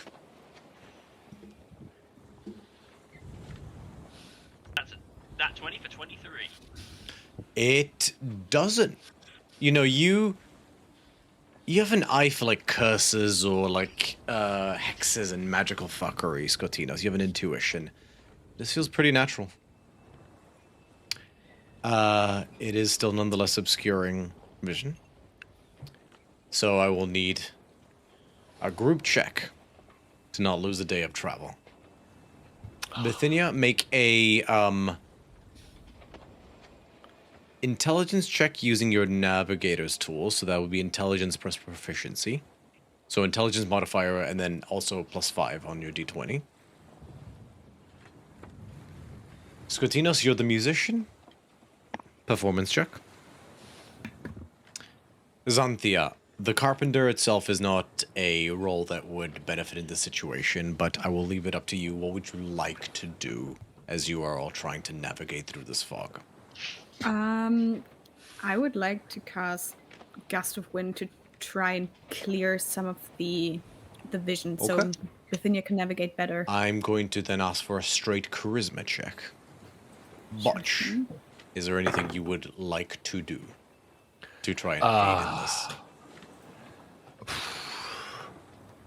It can be as simple as manning the oars as well and lending your strength if you want. Oh, very much so. Yeah, I'm just like, if you know, I see one row of flagging, I'm like, get up and move aside, and I go for a row. Okay, I'll then say athletics check from you. Oh my god! It's a natural 19 for 29. Succeeds. Bithynia 16 for Getting all the Xanthia. roll- getting all- 25 for performance. succeeds. We're getting all the important rolls against fog. Yeah, I'm bleeding you dry of your luck ahead of time. Xanthia succeeds. No, I. 16. Yeah, and Bithynia? So how much do I get to add to it? A 5. So you're 5 for your proficiency bonus, and then whatever your Yeah. intelligence modifier is as well. Sweet baby Jesus, we're up to 11. How do you have a +6 to your intelligence? I have a +5 and a +5. Yeah. Yeah, so and I rolled +10. a 1. Oh, sorry. I thought you meant you no. were up to +11. No. I rolled a total +5, +5, and 1 is 11. Yeah. So Okay. Thank you all. We're bringing it down. We're bringing it back down, y'all. It's alright, it's okay. Safety counts. first. Safety first. A natural 1 counts as 2 failures. Unfortunately, Bithynia's ADHD brain is like, you are a meticulously intelligent and precise individual, but like the distractiveness of the fog just like it's like someone's got a bullhorn in your ear in terms of like it's just so irritating to you, you just can't deal with it. So that's 2 failures, but 3 successes from everybody else. It is still an overall success, and you Thanks, do not lose a everyone. day of travel. Woo! Thanks, guys. Thanks, everyone. Gold star next to your name. Sailor of the month for all of you. Bithynia spends the evening baking little cookies shaped like anchors as a thank you. Starts like embroidering. Never mind. Marvelous. He makes you a little paper hat, Botch, like a little sailor.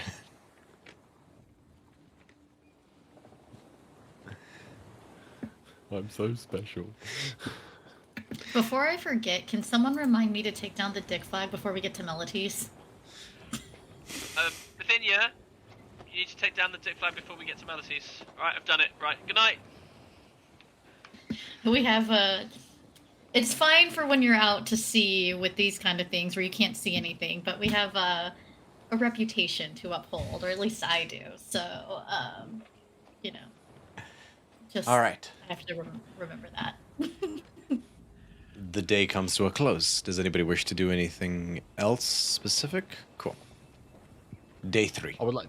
Sorry, go ahead, take Butch. I would like to take Tamara and Rebecca's dice away from them and stop them from rolling on random encounters. Or... I will stop. I will take my blue dice away. I will throw my Xanthia dice in the trash. It's okay. So should I do the not all who wander are lost dice, or my dragon dice, or my dragon prison dice.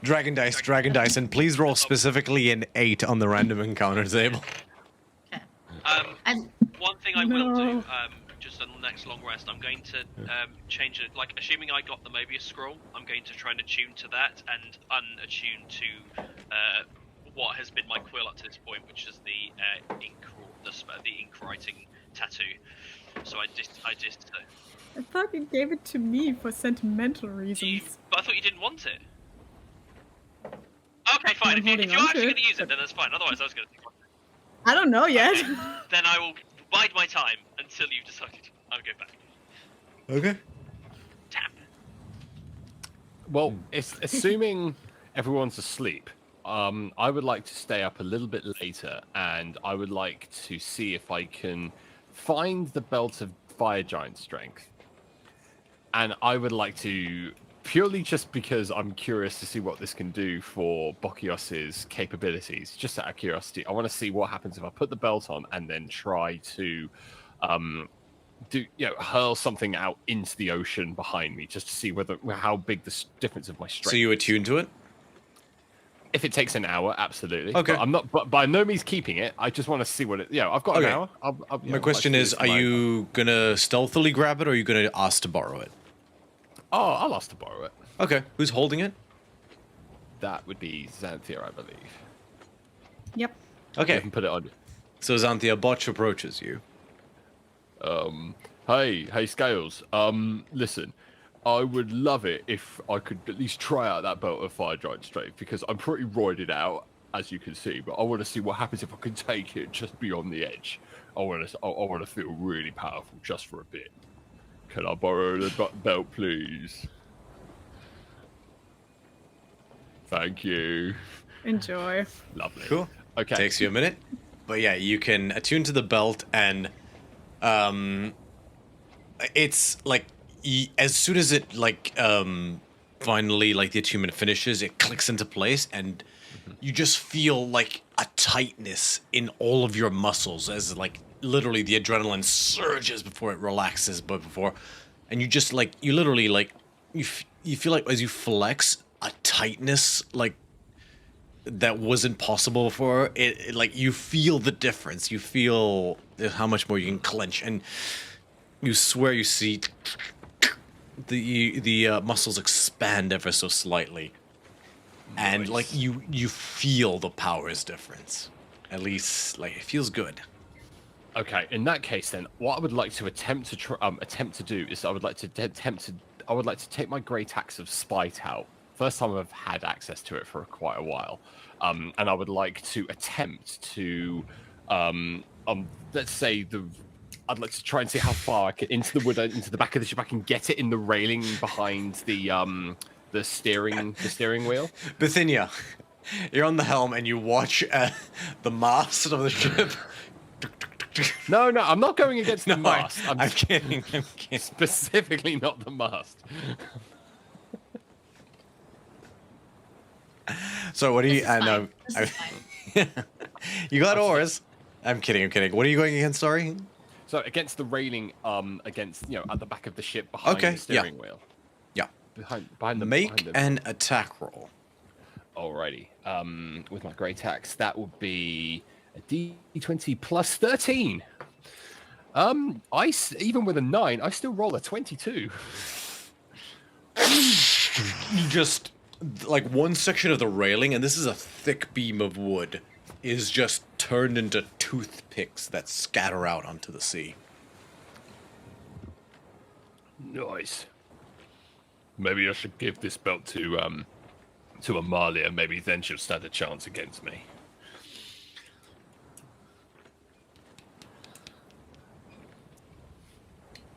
I then take off the belt. Okay. Take off my belt, and I go back. I hand it back to Xanthia, or at least or if she's asleep. Yeah. I hand it back. I say, be very careful because this is fucking awesome. Use it well. Remember, Xanthia, with great strength comes great ass-kicking power. I mean, if you're enjoying it this much, like, you can keep it for now. Above table, Xanthia, what's your strength score?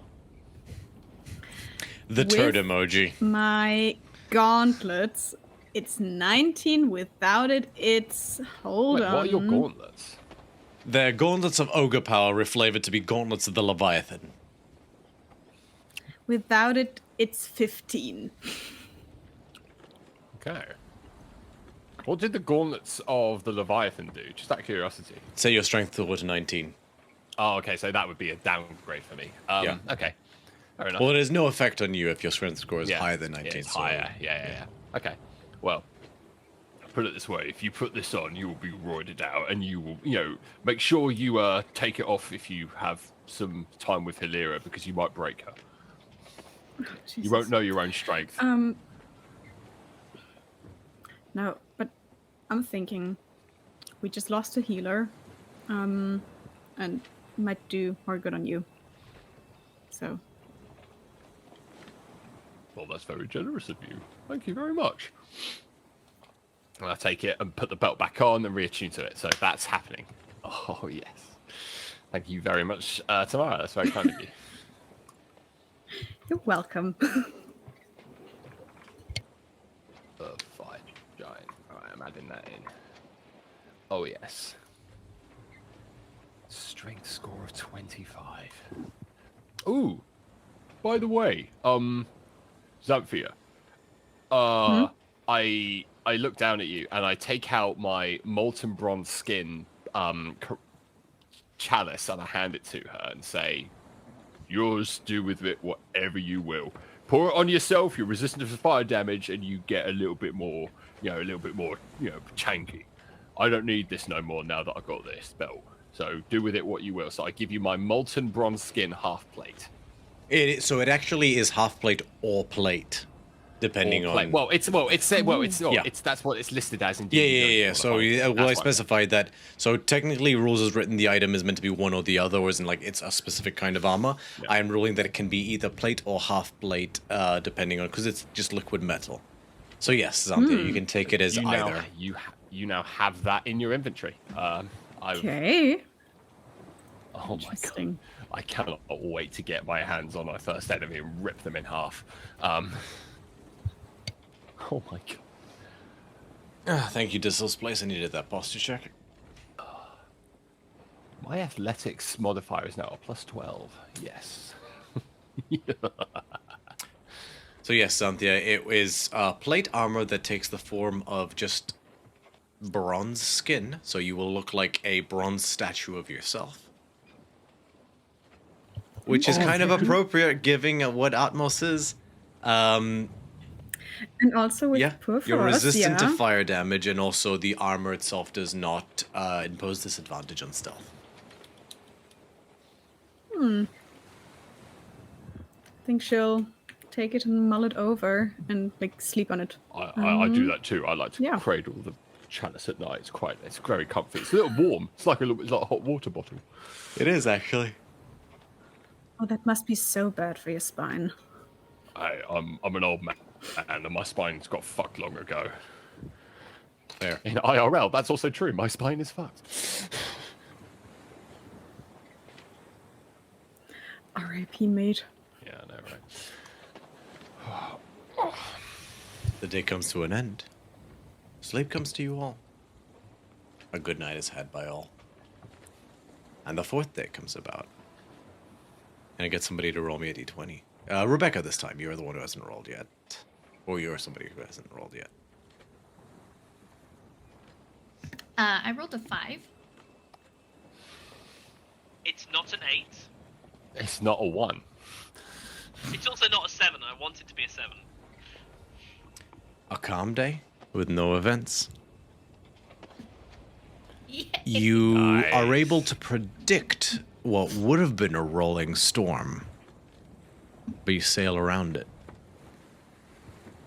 And because you preempt it as much as you do, you don't lose a day of travel. Day 5. Allie, can you roll me a d20, please? Here we go. After all my... 7. Do the needful. Okay. It's another natural 1. Of You course guys it are- had to be. It had to be a 1 now, didn't it? After all my All right, talk. if you guys are gonna roll After we 2, defeated the fog with the mightiest of rolls. Oh, shit. well, I didn't have God. something prepared for another natural 1 on the new table, so guess what we're going back to? 5. We're going to 5 again. Going back to 5. A clear day. Hey, so can Tiamat actually breathe underwater? What if we add up all of our rolls together and that's the number? Also, let's just say that Xanthia has attuned to the bronze armor just to try it Okay. out for the day. And as you put it on, it just seeps over your body, and you now stand there, a bronze statue of yourself. Molten metal. You're like a bronze version of Colossus from X-Men. Mm-hmm. Scott Hope I can will still look at you swim and with just go, that. Oh my You god, look weird. Cynthia, that looks so good. Work it, girl. Thank you, Hilara. okay. The clouds grow thicker and heavier, and rain begins to bear down on you. It's getting harder and harder to see. The rain gets thicker and stronger. The wind is starting to jostle the ship about. Bithynia, make a perception check. Okay, we're doing the drag the scale dice now. Metal, you can hear it. Ooh, funsies. You said perception? Yep. So my perception is +3 to 19. So 22 altogether. I perceive that this is a storm. You see through the storm and see that it's much worse. You feel the tug of the ocean. Basically draw, like, as in, like, there's like a sort of haptic feedback that you just because your acute sense of touch, you feel the draw. And so you like dash over the edge and you squint and you see it. An enormous whirlpool. I saw this in Lord of the Rings once. I don't know what that means. Massive maelstrom that is gonna threaten to suck you guys down. So she doesn't say anything. She's like, we're clear, we should go forward. We're What? just That's it. That's it.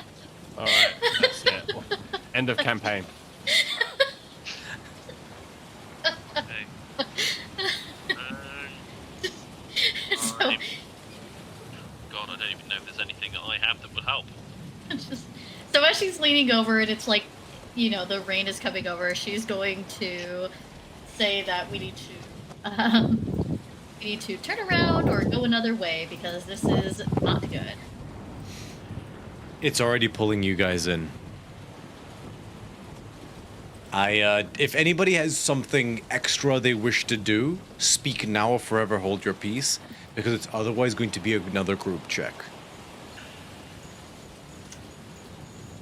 I have an if all else fails option available, but I will save that for if all else fails.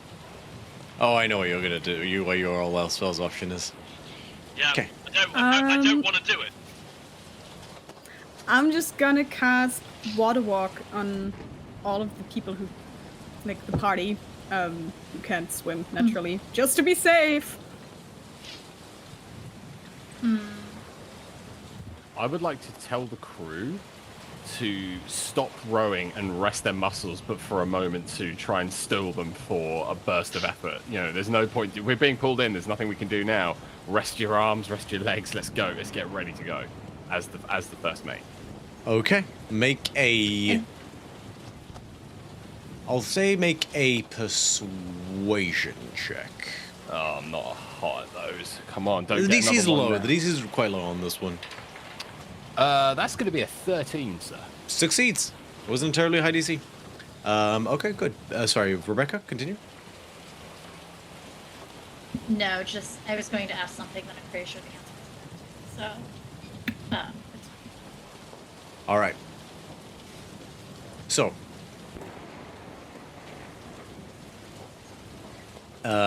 Bithynia will be steering the ship. Skotinas, you will be the musician, as always. Yep. What is everybody else doing? I'm going to give everyone water breathing, I guess, because we have water walk, right? So Yeah. you can only cast it as a ritual Bithynia, which would take 10 minutes. And you will be needed at the helm. So you specifically will need to make the basically steering check or the navigator check. Okay, and then other question: can it be assumed that we've already had a long rest by this time? Yeah. So this is a new day. Okay.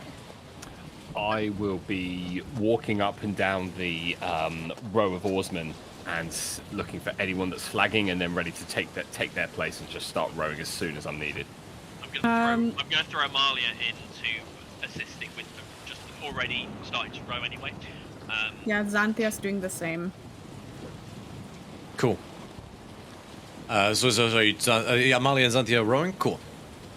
Athletics check from Xanthia, Amalia, and Botch. Performance check from Scotty. Ooh, Amalia will be joining us in a second. Yeah, performance check from Scotty, and Bithynia, I will say, actually, in this instance, you can use an intelligence check with your proficiency bonus as well. Because you, Bithynia, you basically intuit that at this point, your best bet is to, like, slingshot the maelstrom and, like, basically catch it in stride to basically reach escape velocity, like something that, like, uses a planet, like a space probe that uses a planet. I got an 18. So you have to, like, time it perfectly and, like, navigate it and thread the needle. 17 from Xanthia. 17? 27 from Botch. 27 Ooh. succeeds. 20 on the performance check. Just succeeds. DC a 20. You rolled 2 natural ones. I don't know what you expected. I need to roll I need to roll an athletics for Amalia as well. Yeah. Okay. Oh no. 16 for Amalia. Fails. So we've got 2 successes and 2 failures. Bithynia? 19 total. Just fails. Are we adding anything? Wait, you rolled 19 in total? Did you No. roll 19 on the dice? Yeah. Yeah, no, Oh, you because had plus 10 You did. in this case. So Yeah, your intelligence and your proficiency no, modifier. 29. Okay. Okay. Wow, nice roll. Yeah, no, okay, so... Yeah. that made the difference. Okay, so that's 2 successes, that's 3 successes and 2 failures. Is Helira gonna do anything, Xanthia? Are you gonna have Helira do anything? Well, I mean, Hilara's also proficient with navigator's tools and water vehicles. I don't know if there's another position that she could fill because I don't know anything about ships. She could man the keel, which Yeah, would mean I think that's dexterity what she check. usually does. Oh yeah, Huh? dexterity check and proficiency bonus, please. Let's do that. That's 18 plus 8 is Succeeds. 26. Yes. There's a moment, and Bithynia, as you catch this and you feel the oar, and some of the oars snap. Luckily, you have spares, but like you feel the pull of this ocean threatening to drag you down. You recall stories like this. Calafe, the person whose very tomb you chanced across recently, famously, more than once, was sucked down by had her ship sucked down by a whirlpool, and then rejettisoned somewhere random in the Siren Sea. And you know how deadly these things can be if, not just because they can pull someone down to be drowned, but also because they can chuck someone to a random point in the ocean where they might spend years trying to get home. and that fear settles in as you basically feed Hilira like numerical instructions down to like the micrometer in terms of like left, right, like 3 clicks to the right, twitch to port, and as it threatens to pull, you suddenly catch the surf of the basically round the bend, and whoosh, the boat gets air as it's jettisoned from the maelstrom.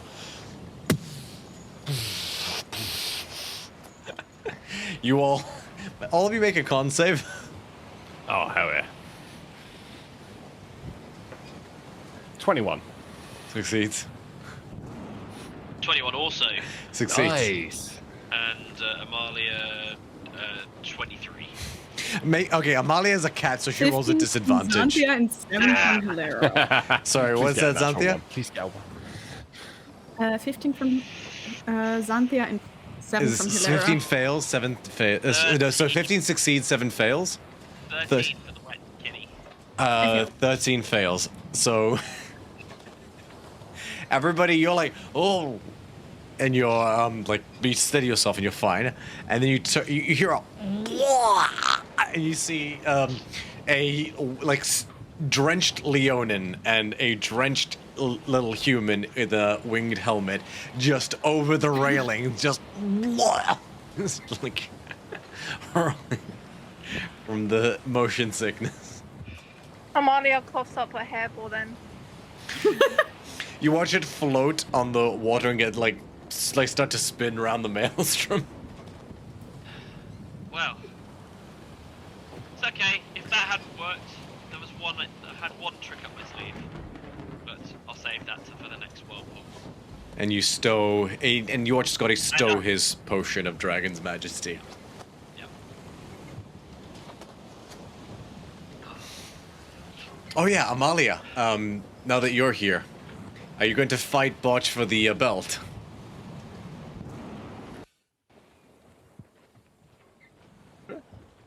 Yeah, okay.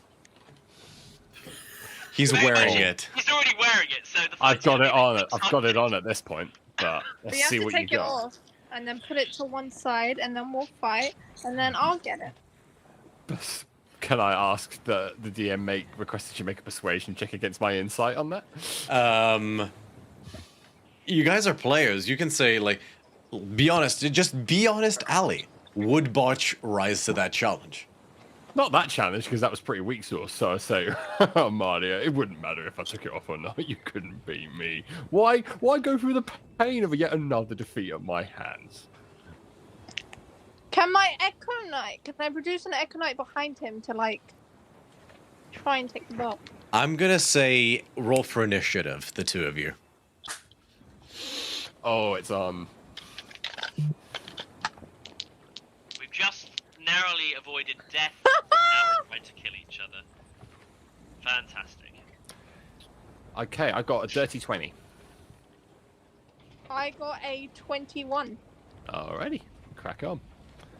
Okay, Amalia, you produce an echo behind him. I'm going to say, I don't believe the echo can grapple or like basically like handle items. I don't think, unfortunately. Okay, but can the Echo put a knife on his back while I try and take the belt off? Sure. I'll tell you what, if you spend a use of Unleash Incarnation, I will let you use your action to try and take the belt whilst the Echo basically... Do you have a dagger, Amalia? No, but I have a war spike. Oh, she's gonna use one of your mother's sacred weapons. Cool, yeah. You watch as Amalia pulls out, or the Echo pulls out this, like, bone javelin. Like, it literally, yeah, it looks like an Olympic javelin, but it's about 3 feet long. And, like, pulls it out and just shanks you in the back, Botch, whilst Amalia goes for the belt. Make an attack roll, Amalia. Attack for it, 1 second.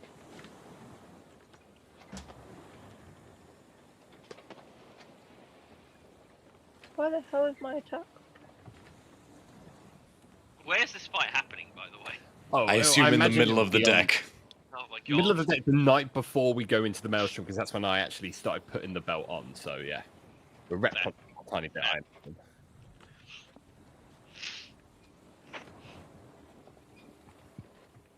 Amalia? 1 second. Question, on attack, what am I doing? On strike, what am I doing? No, using a war spike, which is a javelin, so it's just, you should see it, like, you should have war spikes, so if you see it under your actions. Yeah, I see it. Yeah. 1 second. 17 plus 10. Roll for damage. Yeah, that hit. D6 plus your strength modifier.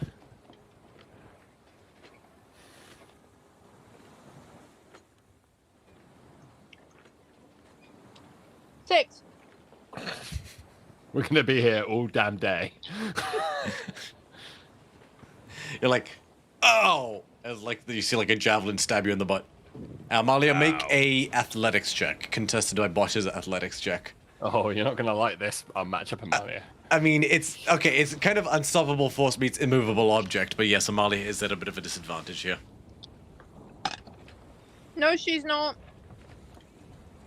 29. So I rolled a natural 20 plus 10, that's 30. Oh, nice. Oh my god, if I'd got one more higher, that would have stopped it. Okay, literally, like, not even bothering with pleasantries this time. Amalia just, like, you brace yourself, like, you go to protect the belt, Bosch, and you're just not prepared for Amalia literally cupping your cheeks and headbutting your nose. And then as you're reeling from that, she yanks the belt off of you. Like stealing candy from a baby. Nice while it lasted. So I'll say it takes an action to unfasten the belt, so you haven't been able to pull it like completely off him yet. Oh, Jesus Christ, for me. Okay, you've gotten it off of him, but you guys are still stuck on a ship, so you're still standing there. Bosch, it's your turn. Okay, how mean do I want to be? Very. Actually, I would like just before you take your turn, sorry, I want to say, Amalia, you would have had movement. You, I'm going to say, okay, so you're 40 moves, 45, right? 45, yeah. I will say you were 15 feet away from him at the start of this.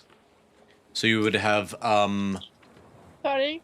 30 feet of movement left, but it is a finite ship, so you can get to the other end of the deck, but, if you wanted to move away. Can I move 20 feet back? Yeah. Okay.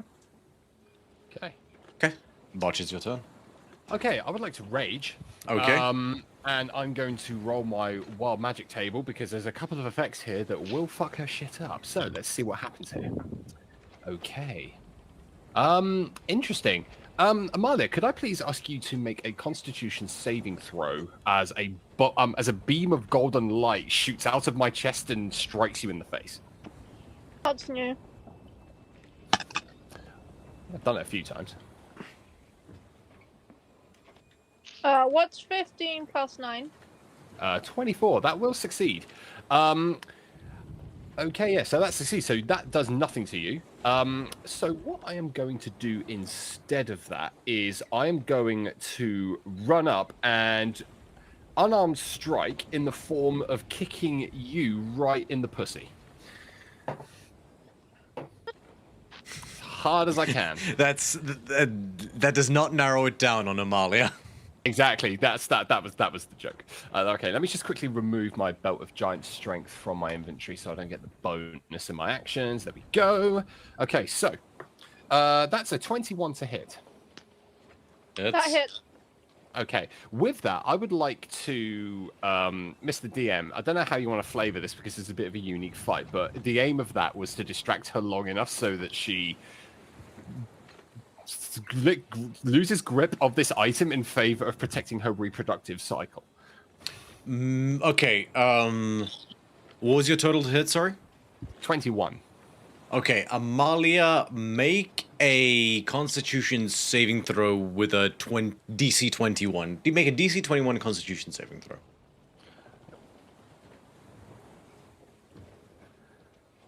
1 second. Go for it.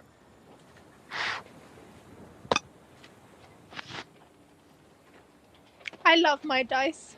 Yeah, I bet you do. Go on then, what'd you get? Natural 20. Very well done. Again. Yeah. Yeah.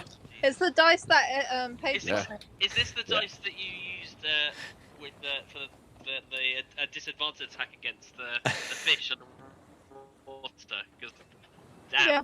I gotta believe check. Violet's dice were created at the same time as Will Wheaton's dice, and they're literally two sides of the same coin. Where Will Wheaton never rolls above a 3, so that Okay. that Violet can never roll below a 17. Remind me to check those dice for ball bearings on our next date. Yeah. No, I'm kidding. Okay. Okay, I in that see my case, turn. so, It is- so it's no, now in your that turn. case, so it's a grapple check consumes an attack, not a whole action. So you can still make a grapple check. However, she will not be at disadvantage within her contesting, which was so basically your first attack would have basically if you'd succeeded, she would have been at disadvantage on the contestation, but she will not be. So it'll just be straight versus straight. Alrighty, good stuff. Right, Amalia, make in an that case, athletics I'm check. going to try and wrestle the belt Athletics. against mine. Cool. Ooh, very nice. Alrighty, mine was a 26 with a 16 plus 10. That's hilarious. Another natural 20. No, I rolled a 16 plus a 10. That's 26. Literally a stoppable force versus an immovable object. So for the two of you, this looks super intense. The rest of you just see them in like a scrimmage going, "Ah!" So and, while this, and like while this- Helena was like, yeah. I thought this could get dumber. I thought this couldn't get any dumber, and I was wrong. So I would like to, while this is going on, subtle cast telekinesis and try and take the belt myself. Oh, I'm all about it. Okay, I'm all about you're both holding the belt. I'm gonna say both of you make a, or it's just a straight ability It's check. Like, so basically, I'm just kind of going, and all of a sudden, like as that's going on, as they're kind of pulling up, I'm kind of watching it. I don't move because it's all being done. Like Yeah. I spent a bunch of minutes ago, but I wait for a moment when it's like between the and I Yeah, try and get like okay. between, try and just do rather than pull it, just to kind of yank it upwards. Yeah. Against to the because they're probably kind of going Yeah. this way. And if you're subtle casting, I'm gonna say, Scotty, make your ability check at advantage. The two of you make your ability checks at disadvantage. Straight strength, I believe. Right? I forgot that I should have rolled my last one at advantage because I'm raging, so we'll ignore that for now. But does that No. mean that I just roll a Actually, straight roll? it's only been a second, so this may be important. So roll again.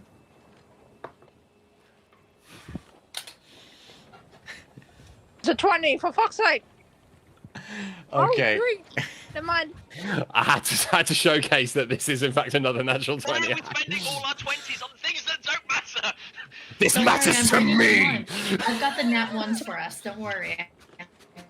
Okay. I'm So down. Amalia, as Butch grabs the belt, and you like go to resist, he literally like goes with your momentum. He lifts the belt over your shoulders and puts you out. Like basically puts it like behind you, so he's hugging you. And then he suplexes you, and you guys just watch it. Amalia's neck twisted at an angle for a second that it's not meant to. Before she gets up again, just like and she like puts it back into place, and Botch does wrest the grip free from her. So it's just going to be against just Botch. So Scotty advantage, Botch disadvantage. But so you're Normal. normal, yes. I'm raging. Mine's normal because Yes. I'm raging. But it is straight strength, not athletics. Yeah. Okay, that's absolutely But fine. Scotty is also straight charisma, I believe. Correct, yes.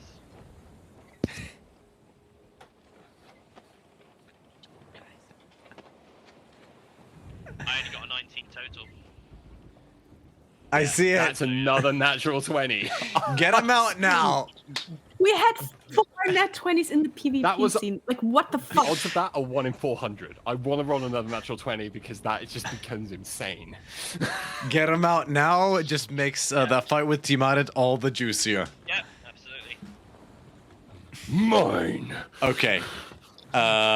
Botch, you are still holding the belt, and you feel a telekinetic pull.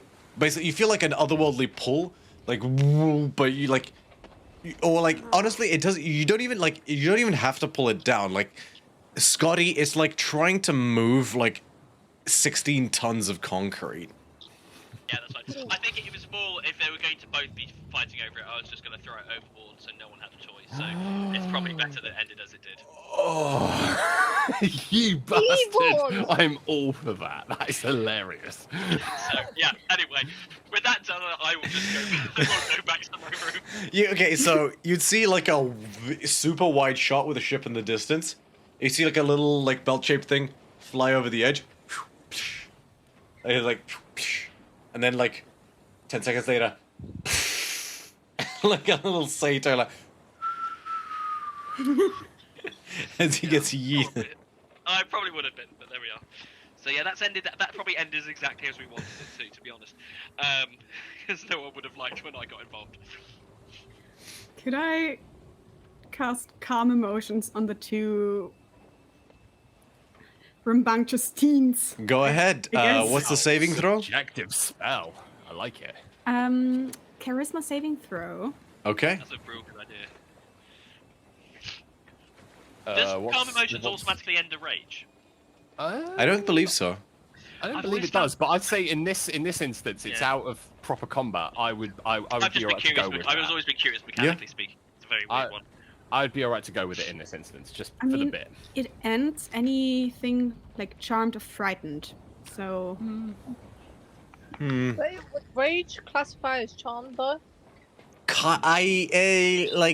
Like not mechanically, but let's say for this instance, yes, it will end the rage. Yeah, I'm alright with that. I'm down. So what's this DC saving throw? What are we rolling again? charisma, and it's a DC 17. Oh fuck. Right, get ready to see me calm down, boys. No. No. No. No. Oh, okay. No. Wait. No, natural one. No. Natural one. Natural one. Okay. I was about to say, I was like, damn. Ellie. What the fuck is going on? Dice gods, what are you doing to me? This is too much. Oh I god. just rolled my dice and I got a 20. I kid you not. Have we I all can show you. we've all accidentally like picked up our high variance dice by mistake. Yeah. We And that's, broke that's D&D. all that's happened. Is we've got the wrong dice. I've never seen this many 1s and 20s in a round of rolling in my life. And you get a d20 and you get a d20. So I immediately calm down. Yeah. And I'm like, ooh, that's quite nice. Amalia, would you roll? Oh, I was meant to roll. Sorry, 1 second. 4. Okay, I don't know what your modifier is, but it's not going to be enough. So you're both just chillaxing right now. You just see Xanthia standing there like, you guys are children. Oh my Listen, god. I didn't start this shit. She did. I'm taking this back until you can learn how to behave yourself. Like, Me? Sorry, I had to.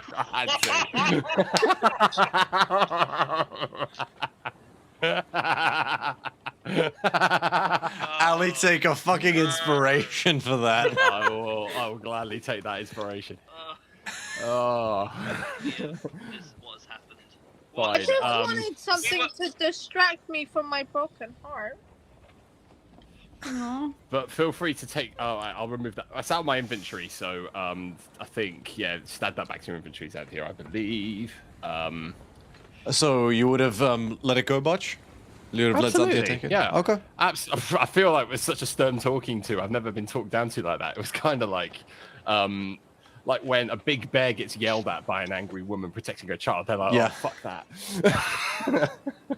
Do not Like, mess with Tancia when she's like your child. Like, good, Hermione with Grop, Literally, yeah. Put him down. Okay. Literally that. Unbelievable. Listen, all I will say is, she fucking started it. I was just minding my I own don't business. care who started it. What? Go to your room. Oh, well, Yeah. Fine. Go and sit with all my gold. That was my bell and fire giant strength. You kind of go past saying that, and I'm just going, what? And now I kind of look down the stairs and come in and go, what do you do?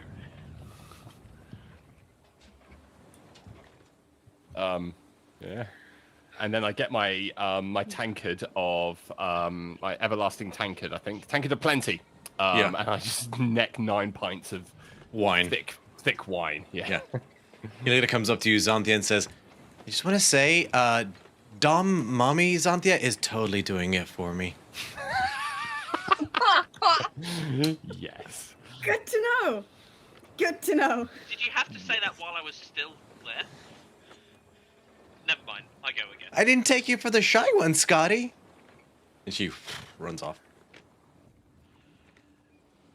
Sorry, Viodla. Oh my god.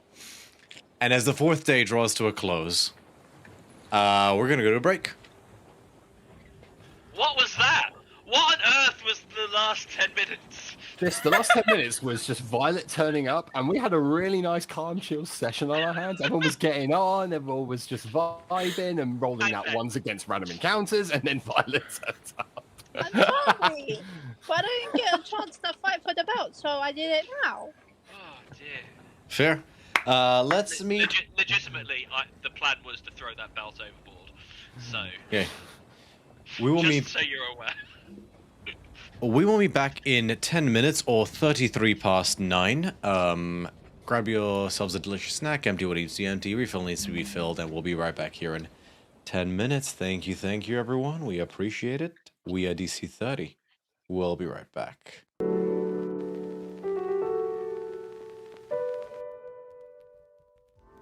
And we're back. Welcome, welcome.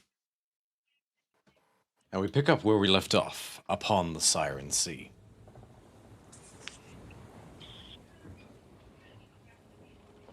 Day 4 of travel. No, sorry, day 5. Amalia. Can you roll me a d20? Oakley dokley. If you guys get 3 natural ones, I will roll out something nasty. My lucky 8. number. 8. A calm day with no events.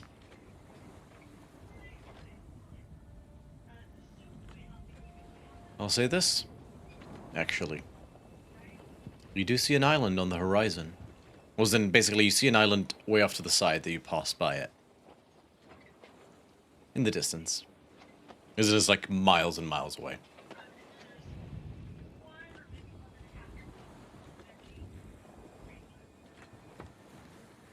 It's definitely like out of your way. As in, you guys do see like an island that's out of your way, but you are coming, like passing by it. Do we know Is this one that we anything passed about on the way out? It is not. Although keep in mind that you did not take. This is not the route you took. In you didn't go direct to Siconia. You Because we kind of made like a triangle, right? Like we went out, went down, and now we're coming back. Okay. You can make a perception check if you like, Bithynia. Okay. We're gonna stick with the dragon dice. We'll see. Not perception. Not as perceiving. I got a total of 12. You don't recognize the island. It doesn't necessarily. You don't see anything innately menacing from the outside of it, but you don't innately recognize it. Anyone who wants to, honestly, can make a perception check.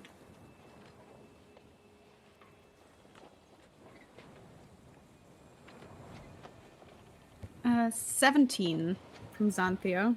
You squint and you do see, like, just about what might be some form of a city. Then you squint, like, yeah, no, I see it. There's just about, and like, you have to look for ages on there, but you see a shanty town. And then just off the coast of the shanty town, on like a small separate islet that's next to the island, is a like beautiful towering white citadel. Make a history check. That's a 12. It rings a bell, but you can't quite place it. Bithynia, have you ever Yeah. heard of like a white citadel shantytown, like out here or somewhere? Bithynia, make a history check. Okie dokie. A billion. 1 million. No. What you said? History. Oh yeah. 24 total. Like a light bulb in your head, the Isle of Iska, which should ring a bell for Amalia and Skotinos. Hey, Amalia?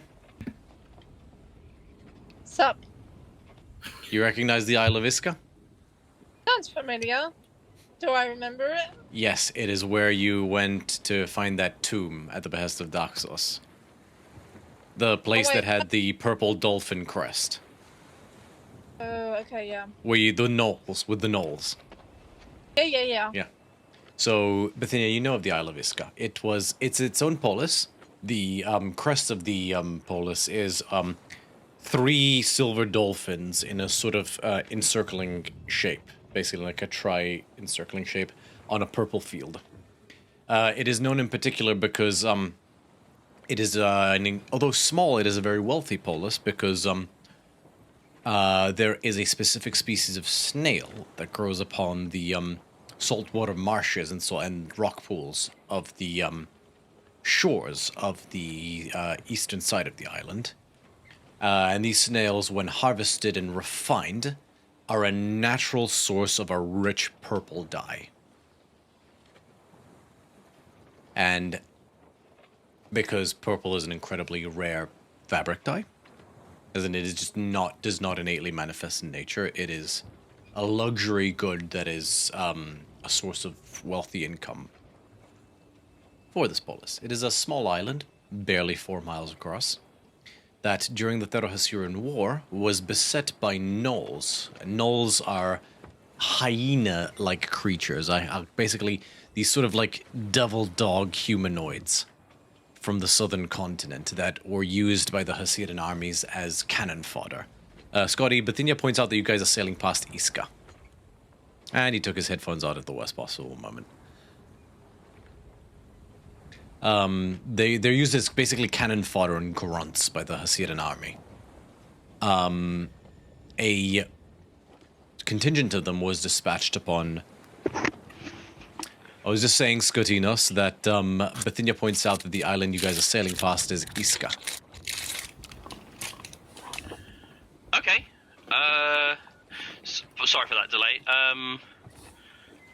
You've been to Iska, I have. the Knolls. This would be, if I'm not mistaken, this is the island that has a castle for sale. It does not have a castle for sale. Well, no, it's got a ruined castle that no one's living in apart from a bit of mold.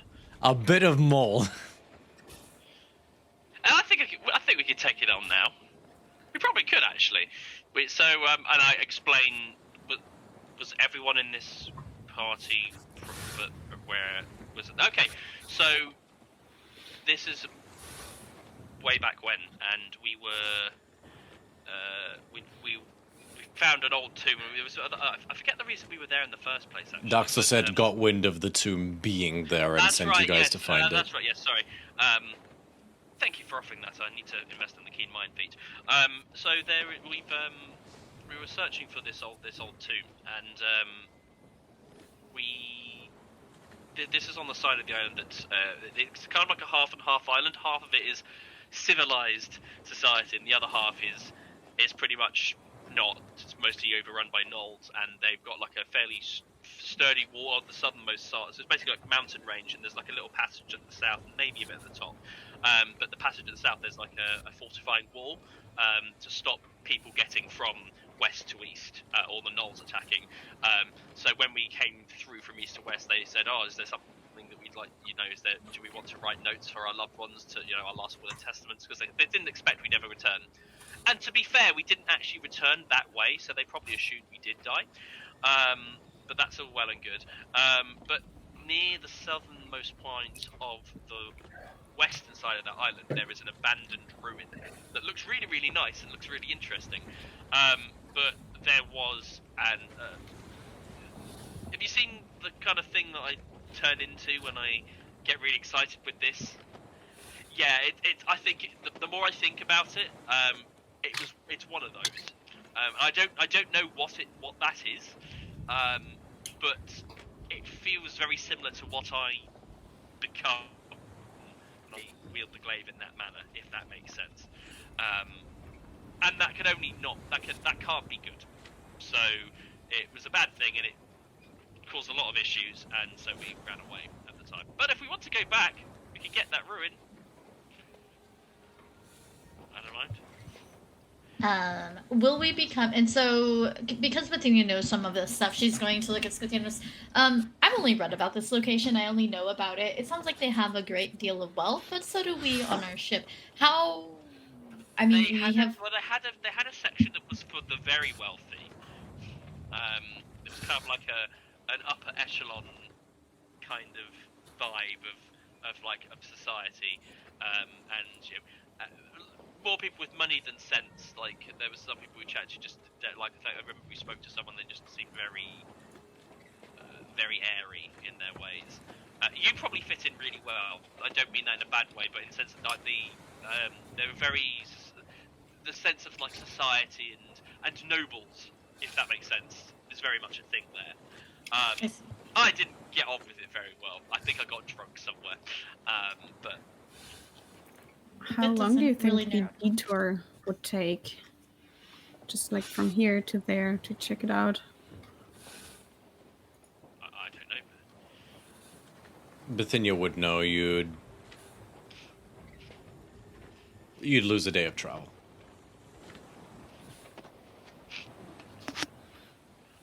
I don't know. I'd probably suggest at the very least that we have some of us stay on if we're keeping some of our wealth on the ship. I don't remember what the lower. It wasn't really slummy, but you know it wasn't the nicest area outside of the upper echelons. I'd be wary of us leaving all of our wealth unattended. At the time we had done, so it didn't really matter. But this time round, I'd be wary. Well, is the want and need to go to that island greater than getting back to Meletis, offloading our stuff and getting to Athros? We are. Well, we know that Daxos isn't going to be in Meletis, so we don't have our our item vendor there. And truth be told, I don't recall much about what the vendors were like here, because I think at the time we went, oh, they're too rich for us. So there's that. I mean, Daxos is only one of many vendors in Meletis, and there are some things that we can investigate or have researched for us while we're there. If there's some parts of the fort that we can maybe reinforce. If some of you haven't been to here before, then it's certainly, unless you think you'd be, like I doubt there'd be a reason you might be here anytime in the future, it might be worth just seeing, you can find out a bit more about the place. If you fancy going and killing some gnolls, they're over to the east. Although, be wary of glowing lights, because this is also the island where I first met those glowing lights, and they suck. Just to reiterate and just make sure there's no... If you see glowing orbs, they are not your friend. Even if they hum the same or blink along with your music, they are not your friend. Okay, well, I am on board physically here, mentally, and okay with that. If everyone else is, I guess. Does anyone have a strong thought either way? Vacuous? I mean, Akros is your home. Yeah, but didn't, Hilira say that they've only just started to run out of food, so we've got time. They could, eat the less fortunate. It's fine. They're good. We're good for now. Wish you wouldn't say that all the time, but... What, do you have hard times hearing truths, Santhia? Cannibalism is frowned upon in most states, right? Yeah, but, when it... In Triton cities, it's just called nigiri. No! Fish and shits. Sorry, Ali, continue. Yeah, in Akros, we just call it the emergency barbecue. I want off this ship just so because I want off this conversation. So whatever Yeah. allows me to get off this ship quickly and away from this conversation is good. So why don't we go to this island so I can just be away? Sounds great. Yeah. Title of the episode: The Emergency Barbecue. Oh my. Okay. So we change our course and. Oh, go on you would over. like to change your course? Well, I mean, we'd have to like go out of our way to go to it. It's not in our way. Yeah, right? so you will lose a day of travel, just to be Right. crystal clear. Is that something you Yeah, want no, to do? that's- Yeah, well, I mean, Okay. You change your course.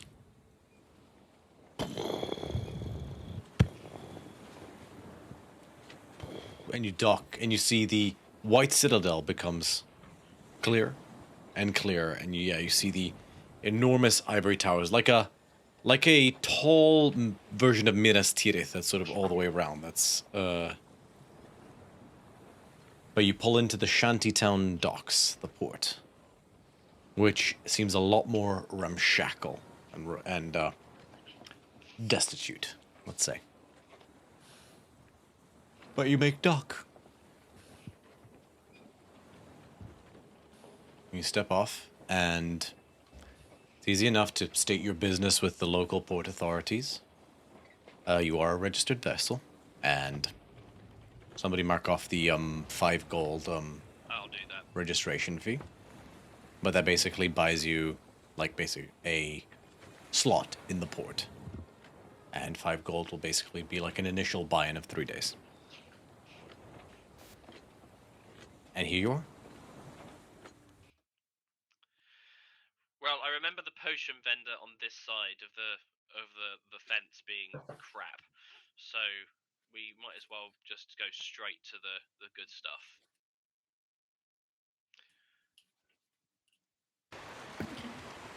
I again, the reason we got through here last time was that we had another noble woman, well, a Triton noble that spoke for us and got us through.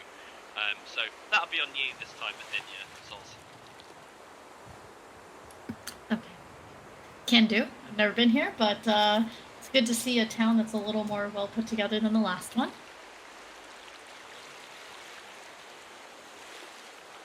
Hey, Amalia, we're back at the island where the gnolls were.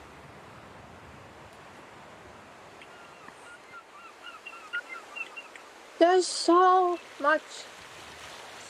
I'm just tired. Can we go to bed? I mean, if you want to stay on the boat and look after it. Yeah, but I wouldn't be looking after it. I'll be falling asleep.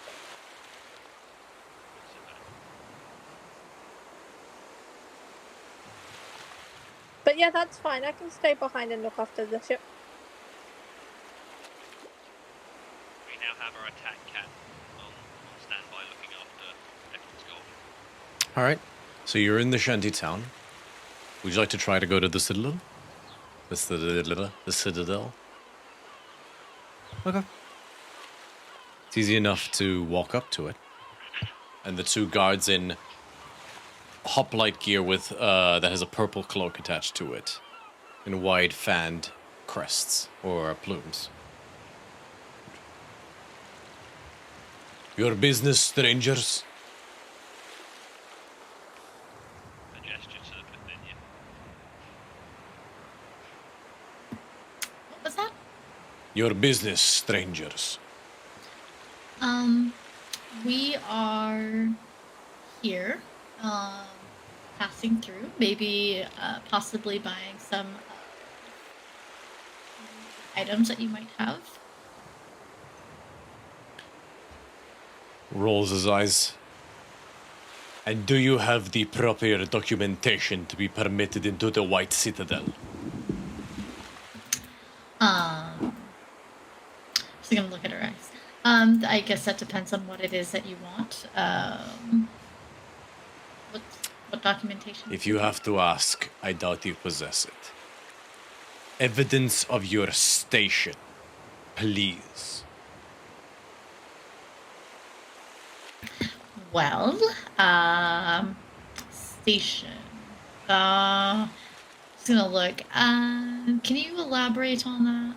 You would know he means VIPs only, basically. So something like, are you a noble? Are you a diplomat? Are you a renowned scholar? Or like basically, you need to be somebody to get into here. So you need to provide some evidence of being somebody. Can I? Quick question. Are there any hints about like what kind of god is like mostly worshipped, like in town or the citadel Make a or perception check. something like that? Come on, Ducky dice. 14. Not especially. You don't see any like specific statues or anything like that. The crest you have seen, Xanthia, is 3 dolphins. Mm-hmm. But I think that Xanthia would. yeah. Yeah, Xanthia would step forward and just pull out Atmos and present it, and like.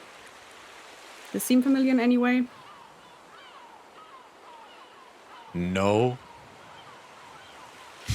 It is a. Are you familiar with Dekela?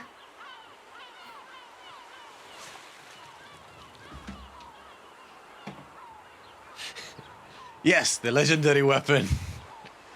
The Thassa broke upon the surface of the world when she struck it. That's the one.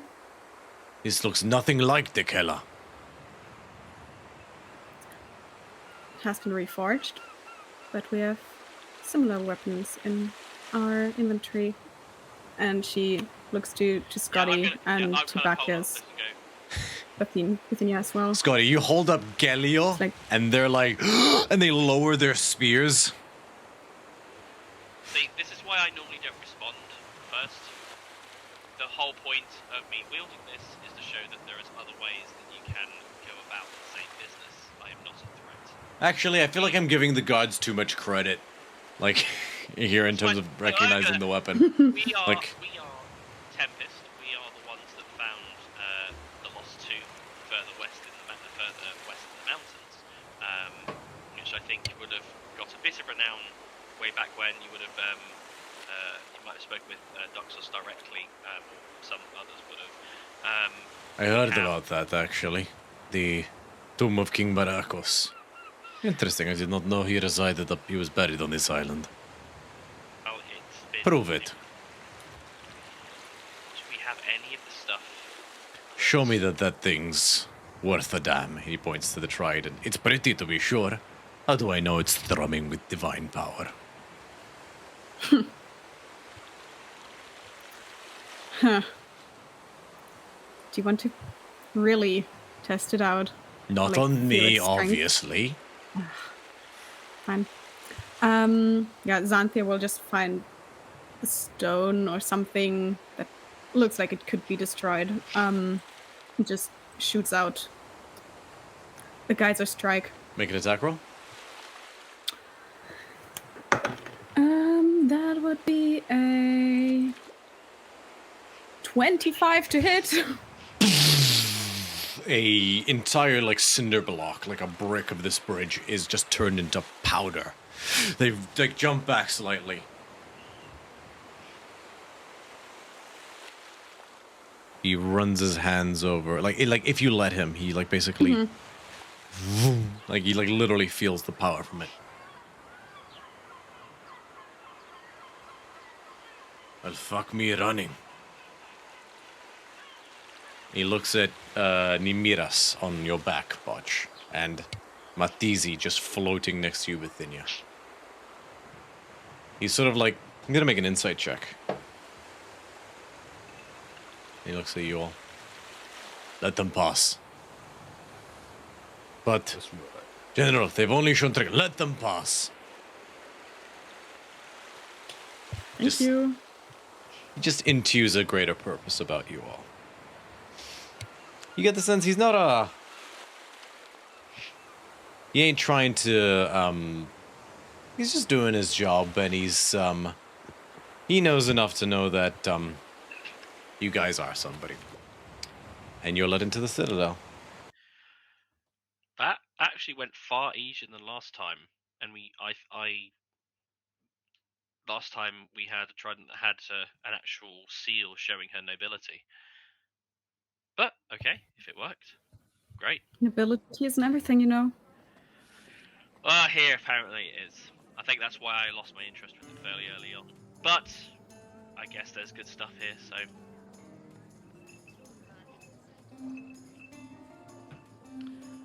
Maybe we should also just make a crest for Tempest, you know. Could be good. Might be better than the she have, like motions to this, like Right. yeah, the flag that was made already. I mean, it's a flag. Very well. The Citadel of Iska, or yeah, the Citadel of the polis that is upon Iska is yours. Let me just double check the name, actually.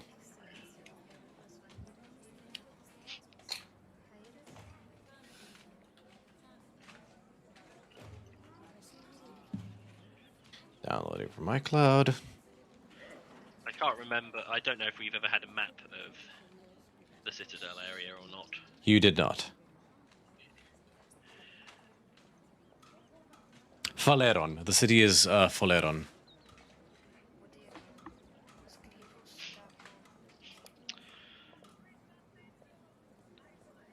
Well, I could do with offloading some coin. So I suppose we just start looking for a decent magical vendor, potion seller. We are quite light on potions, and I know I seem to be jumping the gun a bit, but I might actually purchase some actual alchemical supplies. I think I'm ready to start having a bit of a play beyond the theory. Nothing dangerous. I know we're on a boat and everything, and I'm not gonna, you know, do anything silly. But like to at least start out.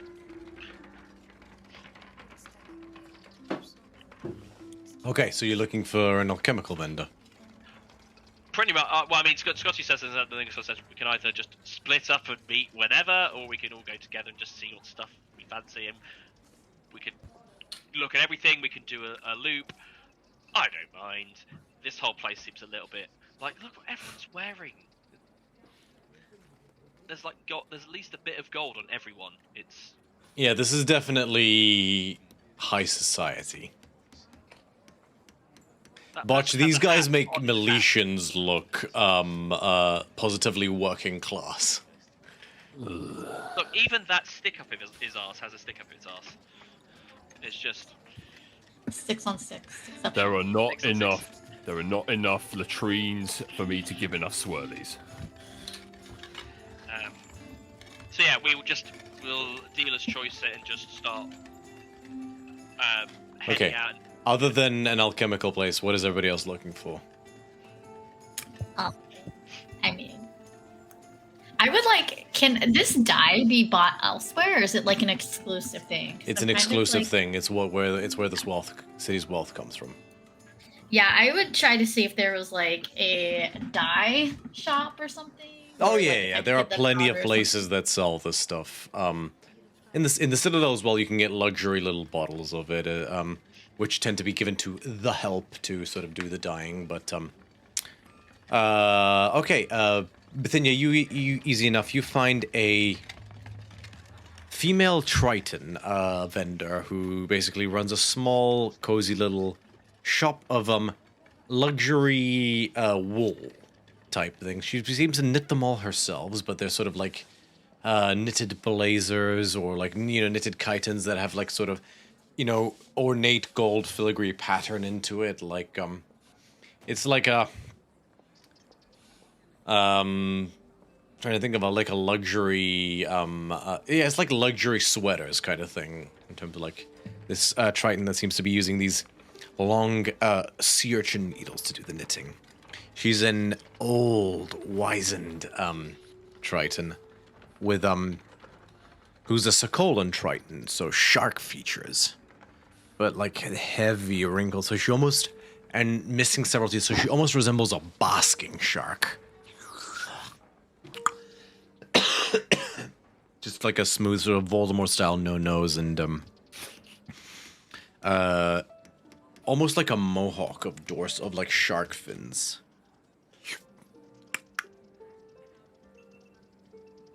Hello, dearies. Good day, afternoon, morning. I don't know what time it is. Time's a so. Hello. Nice Time to meet for a you. drink. That's what I say. You got any more of that there?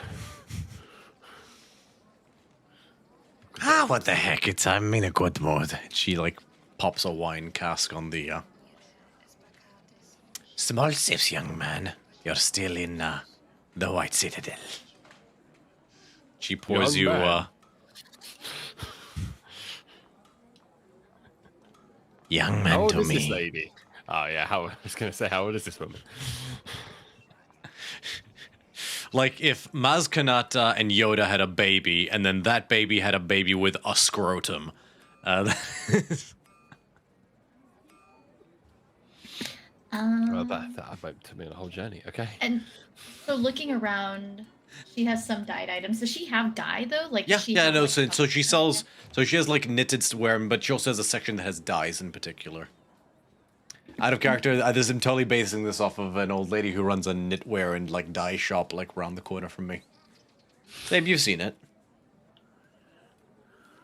To land shark who drinks on the job. But she knits a damn good cozy sweater. Just like better than your Yay. mama used to make. Okay. So, looking at this, she'll look. I'm so curious about these. Is this like one size sell all, or What's the price by dye or the or the dye? dye? Oh, The dye. you wish a vial or a bottle? I don't know the difference because I don't think Bethina's ever like got into like cloth making. So A she's like, I vial don't know. How much. is good for detailing. It contains a significantly smaller amount of liquid. If you wish fine details, the color of the eye on a figure, or symbology or tracing patterns, it will quite suffice. A bottle will be good for cloaks and clothes and more. It can color the entire pattern, the entire fabric, sheets of it even. Okay, and what is the cost for the different sizes? A bottle will run you 250 gold pieces.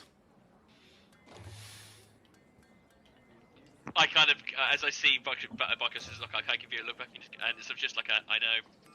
Look, A vial would be 50 gold pieces.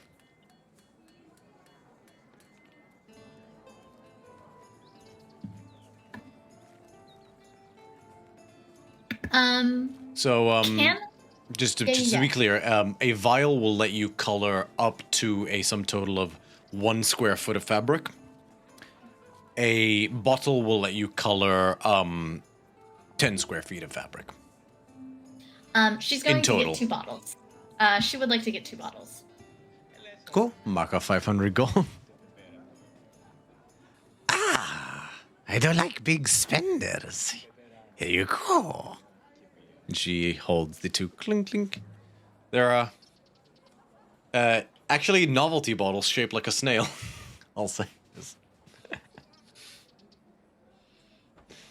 No, they're not that. They're regular glass bottles, but they are. I was gonna say I would give them to Scotty for future blood acquiring, but you know. And when I say bottle, they're like bottle bottles. They're like it's like a bottle of Jack, kind of a bottle. So she will take those and tuck those aside. Thank you very much. Thank you so much for that. Of course.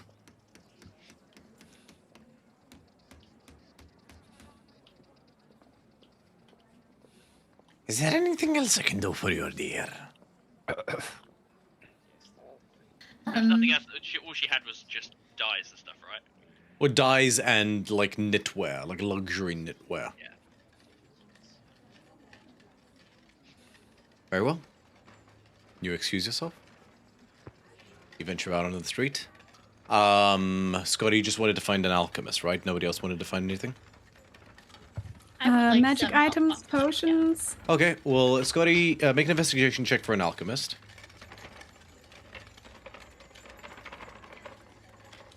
Not good. 7. You don't really find anything. This place sucks. Most of the sort of people here have like private physicians or things like that, like people come to them kind of thing. There's nobody like selling those sorts of like concoctions and whatnot. Most of them have like, most people here have like somebody on retainer. I hate this place so much.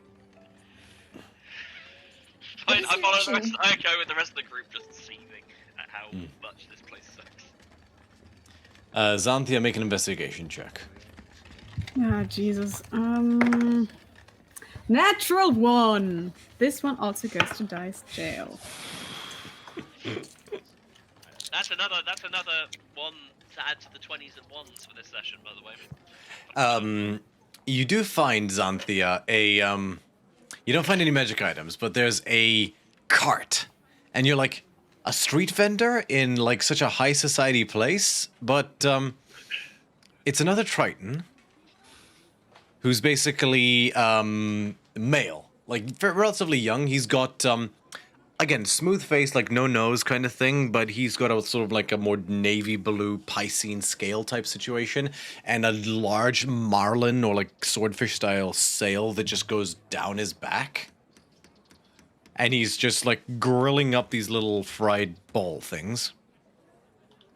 And your eyes just go poof because you recognize them. They're so the snails that inhabit this island are a rare source of luxury purple dye. They are also, to your knowledge, Xanthia, a incredibly delectable way to make a type of fried goujon. Ooh. So that is just like butter that melts in your mouth, like the best scampi you've ever had, kind of thing. Nice. And he's just grilling them up. Hi. Hey! Hey. What can I do for you? Yeah. How much is the good stuff? 50 silver. Sorry, not 50 silver. 5 silver each. I'll take 6 of them. No problem. You want salt with that? Vinegar? Yeah. He dollops both of them. Any sauces? Do you have kelp sauce? Do I have kelp sauce? What do you take me for? A surface dweller? And he gets you a little paper, like one of those little paper cups that he's like folded himself. It's just parchment in this case, with like a little, like dark green ketchup type thing in it. Nice. Can I interest you in any churros? Yeah. Just one more gold piece. 6 churros gets you a gold piece. Gets you 6 churros. Nice. Well, thank you. Have a lovely day. You too, lady. Yeah, and Xanthia goes back to the group and hands out a little snack for everyone, and she's also saving some to bring back to Amalia.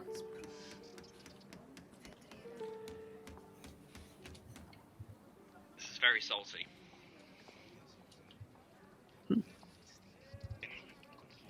I'm just in a bad mood. I don't like this place.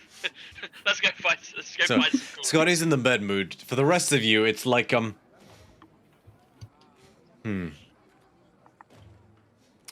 It's like elements of it are like it reminds you like the taste and texture, not texture. The taste is similar, sort of that crustacean kind of like taste of like crab or shrimp in its sort of subtle undertones, but it's a bit sweeter. and the texture is a lot softer because it is meant to be a snail. It's like, has anybody ever had fried courgette, or like sort of deep fried broccoli?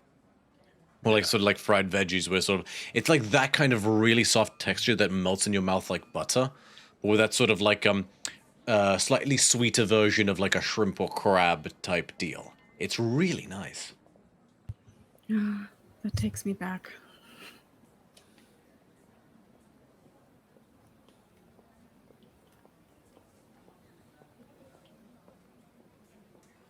But yeah, Scotty, you're right. Like, besides the food, this place sucks.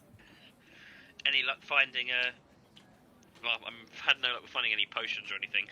There must be. Oh, I don't know. I had high hopes, but then every step in here is just reminding me of how much it sucked last time. I think we got waffled at by someone when we told them about when we were finding out information about the tomb we were investigating, and he just talks on and on and on and on and on, and I No, you guys just sucked at like asking the right questions in that one. Yes. I'm just Yes, exactly. That's exactly what I said, did I not? Like word for word. So is there? Okay, so we've wandered around like eating with like salty vinegary fingers that I've already tried wiping my eye with. Has there any luck anywhere at finding a vendor of magical trinkets? make one final investigation check. Come on. It's gonna be a higher DC. Come on! Oh, for fuck's sake, 14. No luck. There's plenty of non-magical trinkets and luxuries that are incredibly expensive, but not many magical ones. It's like when you go to the mall. It's just like Prada's like the low end of the shops at the mall. Yeah. It's like, everything is like. This is elements of Westfield. Yes. It's like this is like okay, imagine like the village in Westfield, but like that's all there is. They're like as in it's smaller than an average city and it's more expensive. We have arrived in Vista Village, the island. Yeah. Great. So random that my family used to live there. I stand by my statement. Sorry. Yeah, no. So Bethania's like she's pretty excited to be here. Are there any, cause she's interested, cause she's like, I've got cash to spend. Are there any plants on this island that she wouldn't be able to get home? Like seeds or anything, like flowers? Roll a nature check.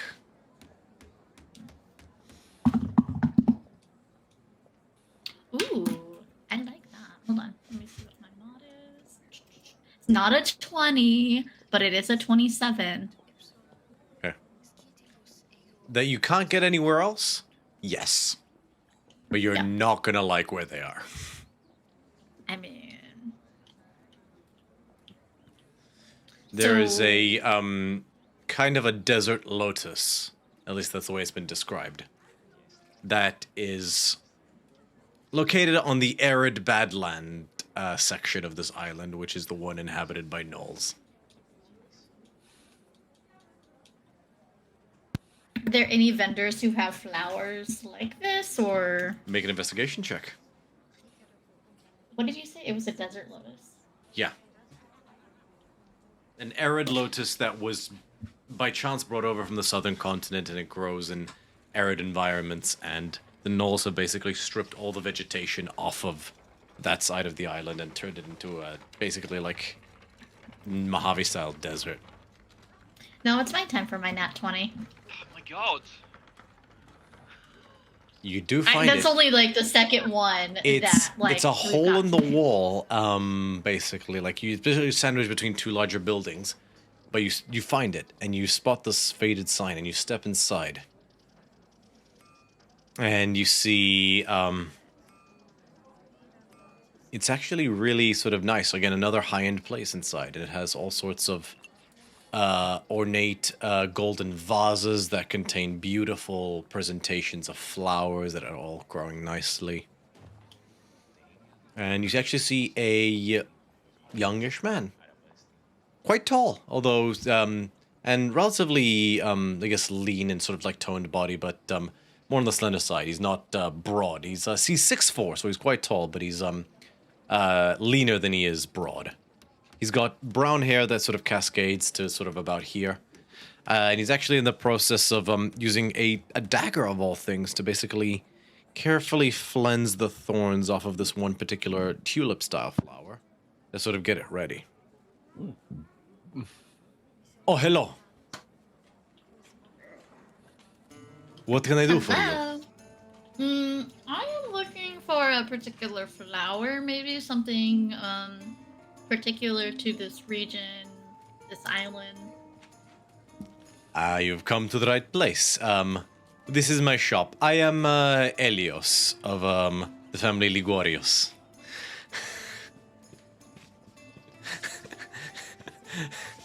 Little Easter egg from Mimic.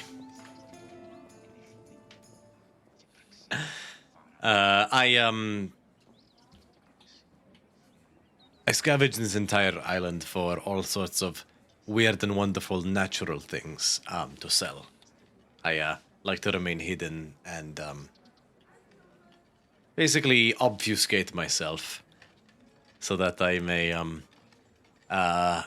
travel with unseen passage throughout the entirety of the island to gather my wares. Are you looking for something special? I saw that there was possibly I was thinking that there might have been a lotus particular to this island, maybe arid, like a desert arid lotus. Particularly difficult to get, but maybe you would be just the guy that would have it. I believe the Assyrian name roughly translates to the Emperor's Star.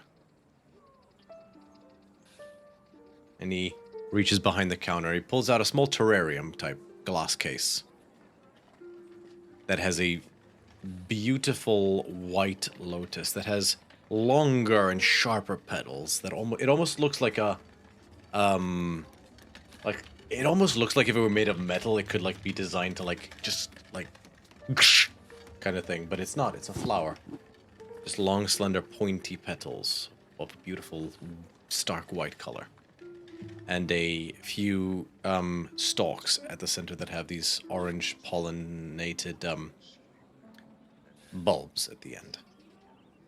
Is this what you're looking for?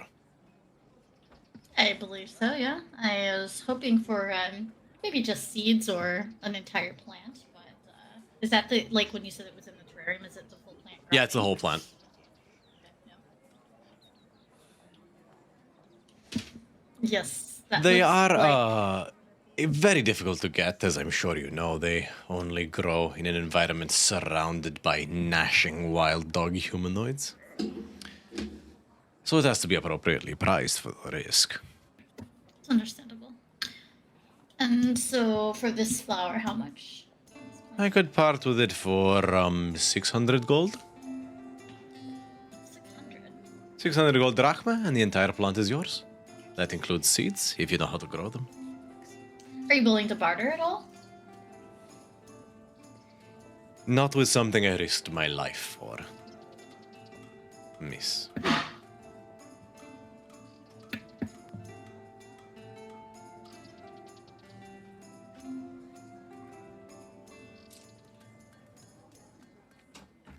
Okay.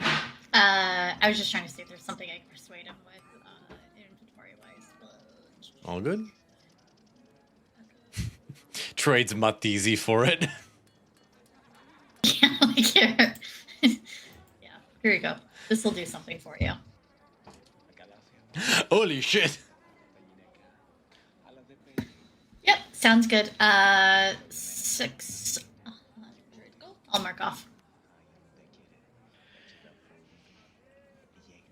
I watched that scene with just incredulousness.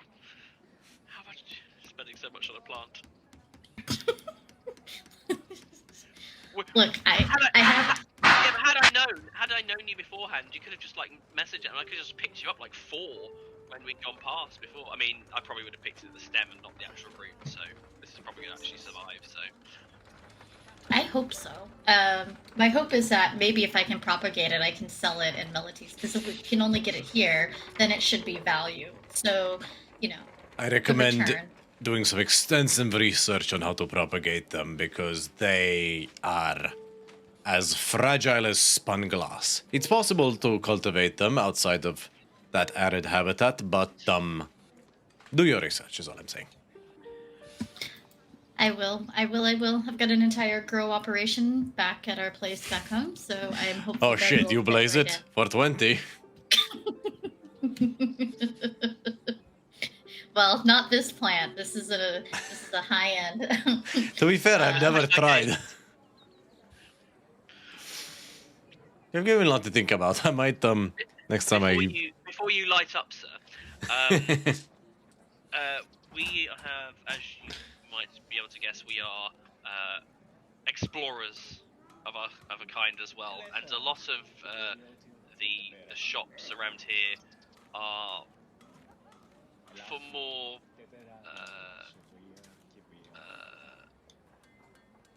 for slower lifestyles. We're looking for like vendors for things that we can utilize on our journeys. Magical items, potions. I don't suppose you know any vendors that might tick those boxes for us. I have a couple magical plants in here I can float by you, but you won't find much in the way of things like that here. Unfortunately, there are no all the maguses or or enchanters or anybody like that would be in service to the basically on retainer for the rulers of the city or anyone wealthy enough to commission their services. They don't have a shop. You send for them with the request, and it's that kind of place. I barely afford rent in this fucking fiberglass shithole. It sure does suck. Thank you very much for your time. I can show you what I have if you're interested. Sure, maybe Penelope might like one of them. Well, what magical plants do you have? He pulls out a blue flower that has like little the bulbs at the center of the pollen bulbs almost resemble like are white, like starlight. This is called a fortune's flower. When you pluck a petal, there's a tiny chance it lets you see the future ever so slightly. Not greatly, but more like if an outcome will be good or bad, or like a weal outcome or a woe outcome. It's a tiny chance it happens only, though. Looking at that, and I'll look at all the magic. Like, I'll let him show me all of them, and then I'd like to. Is there any role I can make to determine which plants might have the most beneficial alchemical properties? If, for example, I do finally get something, and I can take a mortar and pestle to some of these petals or roots or something, and I could get some like actual useful. Make material. a Arcana check. Okay, here we go. All right, Arcana. Okay, 21. 21. The flower petal seemed the most obviously useful one. In terms of, despite the low chance of it, there is a low chance of it,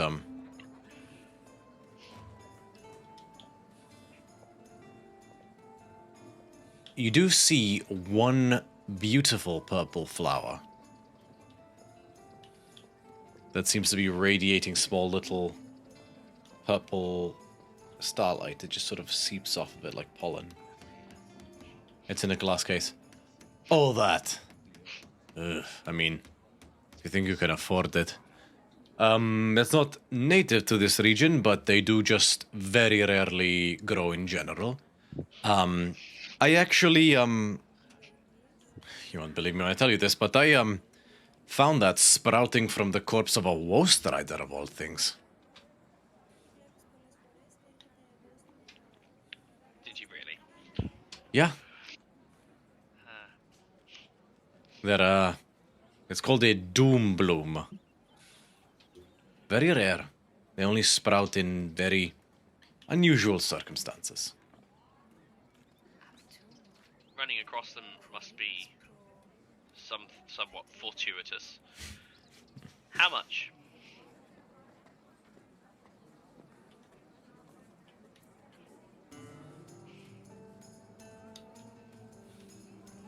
$2,000 gold pieces. 1.5. Make a persuasion check.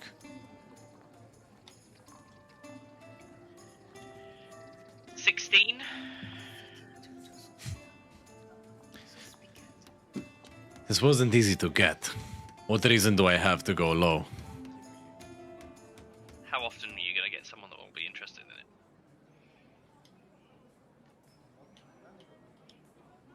I'm going to bet. You have a that you've point. had that. I'm going to also bet that you've had that for some time as well. Maybe. Well, just out of curiosity, how long has it been since I was last on this island? Like 5 months, I want to say. It'll have to have been, and give it a touch. Yeah, at least 3-4 months, maybe. Gives you a nigh. Well, if you know anything about this flower, you do know that it carries a weight to it. Or there's a trade-off. So you're right. I probably would be hard to find someone willing to shoulder the cost of this item. Very well. 1.6 and you have a deal. I will hand in 1,600 gold pieces. Okay. Mark off the gold, and I will send you this thing's card. Thank you. Ah, crap, it's doing the... Let me know if you can't read it. It's doing the, like, when I take a screenshot, it's doing this thing at the moment where it, like overexposes it. Something about screenshots in this particular format, but, bad television. Let me know if that's legible, Morse.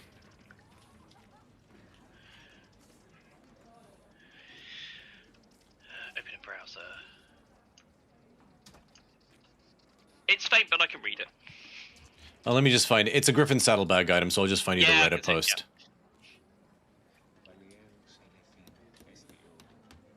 There you go, there's the Reddit post if that's easier.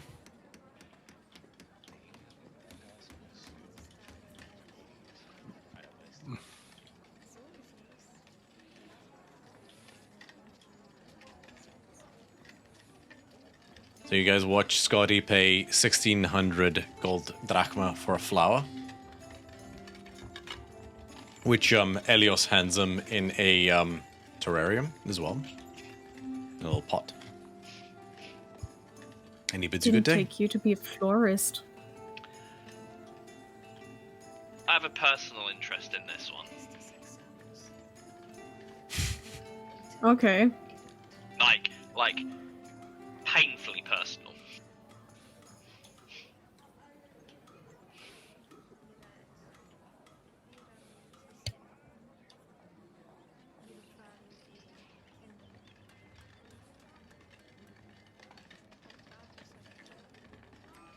Okay. Very well. For the purposes of brevity, if there is nothing else, I will say you mostly satisfied. Make your way back to the ship. Amalia Xanthia presents you with this little fried treat. Nom nom nom nom nom nom nom nom. Thank you for thinking of me. Of course. So, what'd you guys get?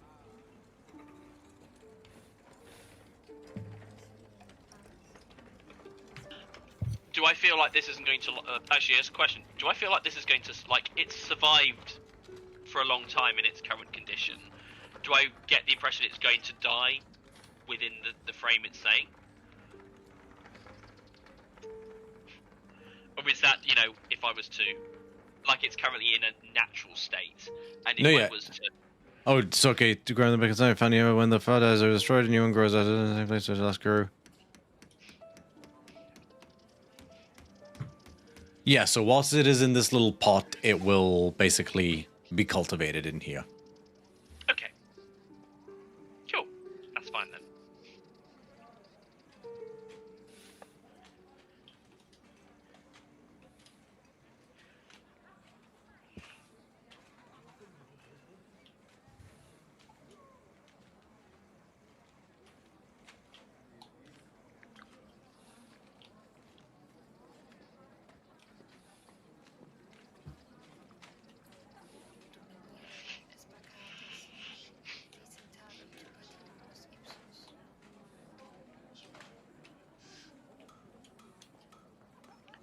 And you climb up. Oh, sorry, go ahead, Scotty. The next thing I was going to ask is, do I get the impression that it would grow again from this cultivating pot? Not if it was used successfully. Okay, cool. All right. As per the wording of the Yeah, that's fine. 1 second, gonna refresh Video Ninja.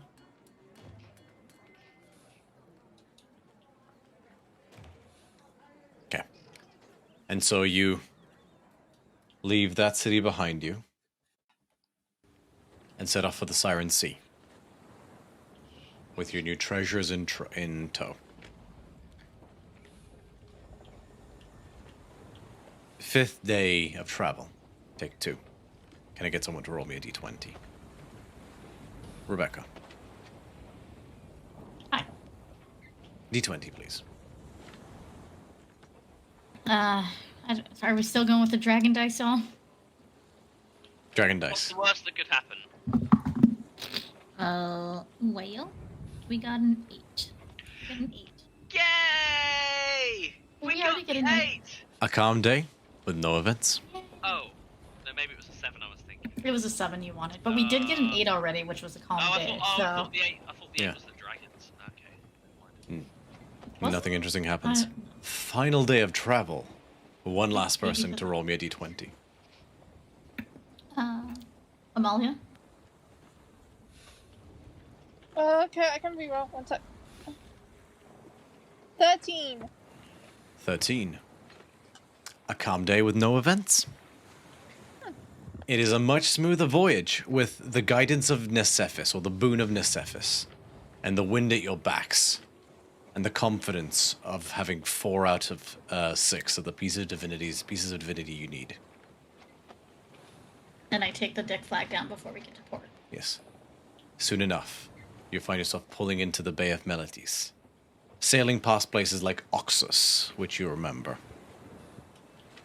And you see the familiar, towering city, the bastion of knowledge and democracy. And you all actually see it pretty easily. There are more ships in the port. Is it like a mite more than previously? Bithynia, you would see it. You recognize flags and sail colors of dignitaries from Oxus, Neolantin, and Citrium, other different polis. And you know that there must be many more of the landlocked cities that would have traveled not by, you see a vessel that unmistakably is from Delathon, one that is unmistakably Therian. And as you all... the ship pulls into dock. And you hop off. You know. The nations of Theros have answered the call. And are here to parlay at the request of Bithynia. And that is where we're going to end tonight's session.